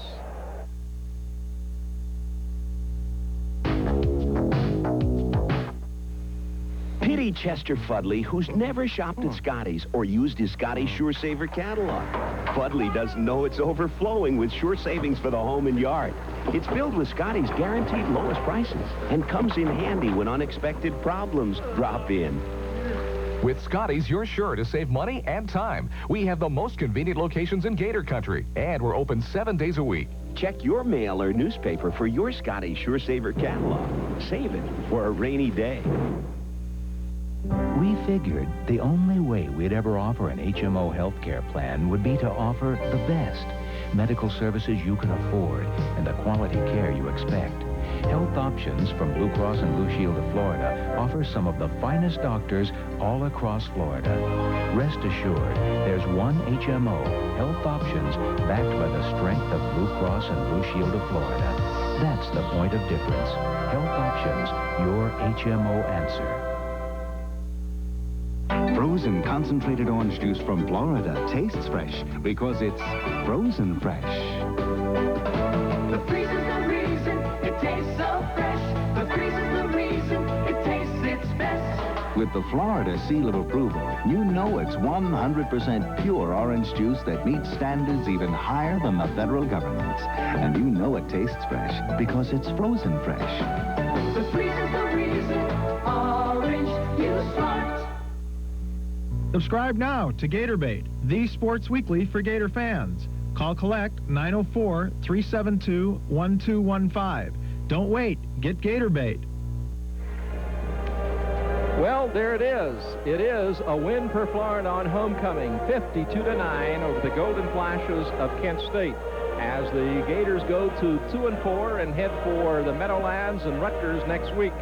We'd like to thank especially our spotters, Dick Crago, who has spotted the opposition for us all season long, and Larry Starwalt, the news director of TV20 here in Gainesville, stepping into our booth to help. Also appreciate the help of Norm Carlson, John Humanick, and the sports information staff at the University of Florida, and the sports information staff at Kent State University in helping us to prepare for this game. And it was a great victory for Florida in that they really needed a terrific performance. And I think Jim Yarborough, as far as Rodney Brewer is concerned, being the Mid-State Federal Player of the game and having that kind of performance, has to be just super for his confidence. Well, he needed the booster, and so did the whole offensive unit, and so did the whole team. So they're going to Rutgers to play in the Meadowlands, Giant Stadium, with a positive attitude. And you know and I know they'll need that attitude when they return home to face the Auburn War Eagles, who are off to a super start in their 86th season. Auburn, of course, to be followed by the Georgia Bulldogs, and then Kentucky and Florida State. So the Gators needed to turn around some momentum, and they did this afternoon. Final score, Florida 52, Kent State 9. Thanks so much for being with us. For Jim Yarborough, I'm Jim Gallagher. So long from Florida Field. Florida football is brought to you by Armstrong Carpets, Blue Cross and Blue Shield of Florida, the Florida Orange Growers,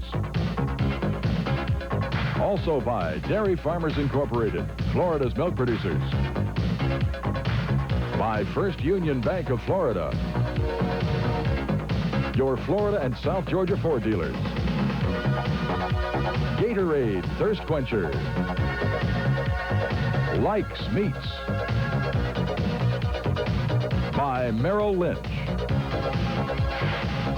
Scotty's, and by Sonny's Real Pit Barbecue.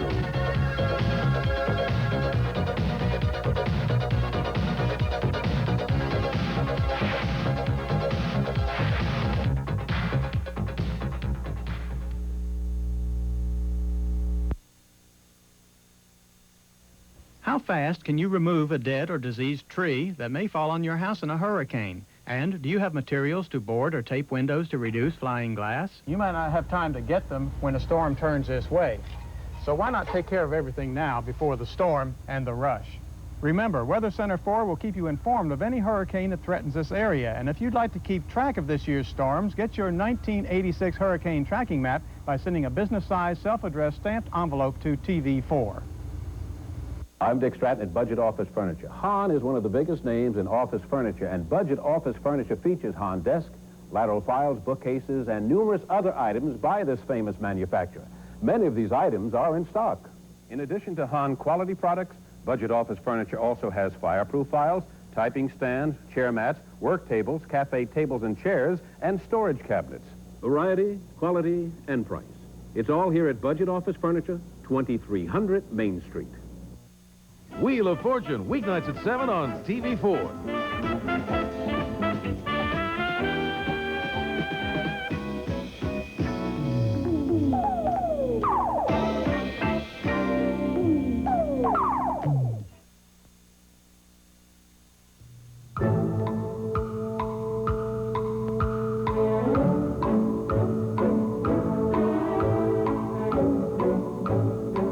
Coming up, Sidney Poitier and Rod Steiger star in the classic In the Heat of the Night on the I Can't Believe It's This Late Show.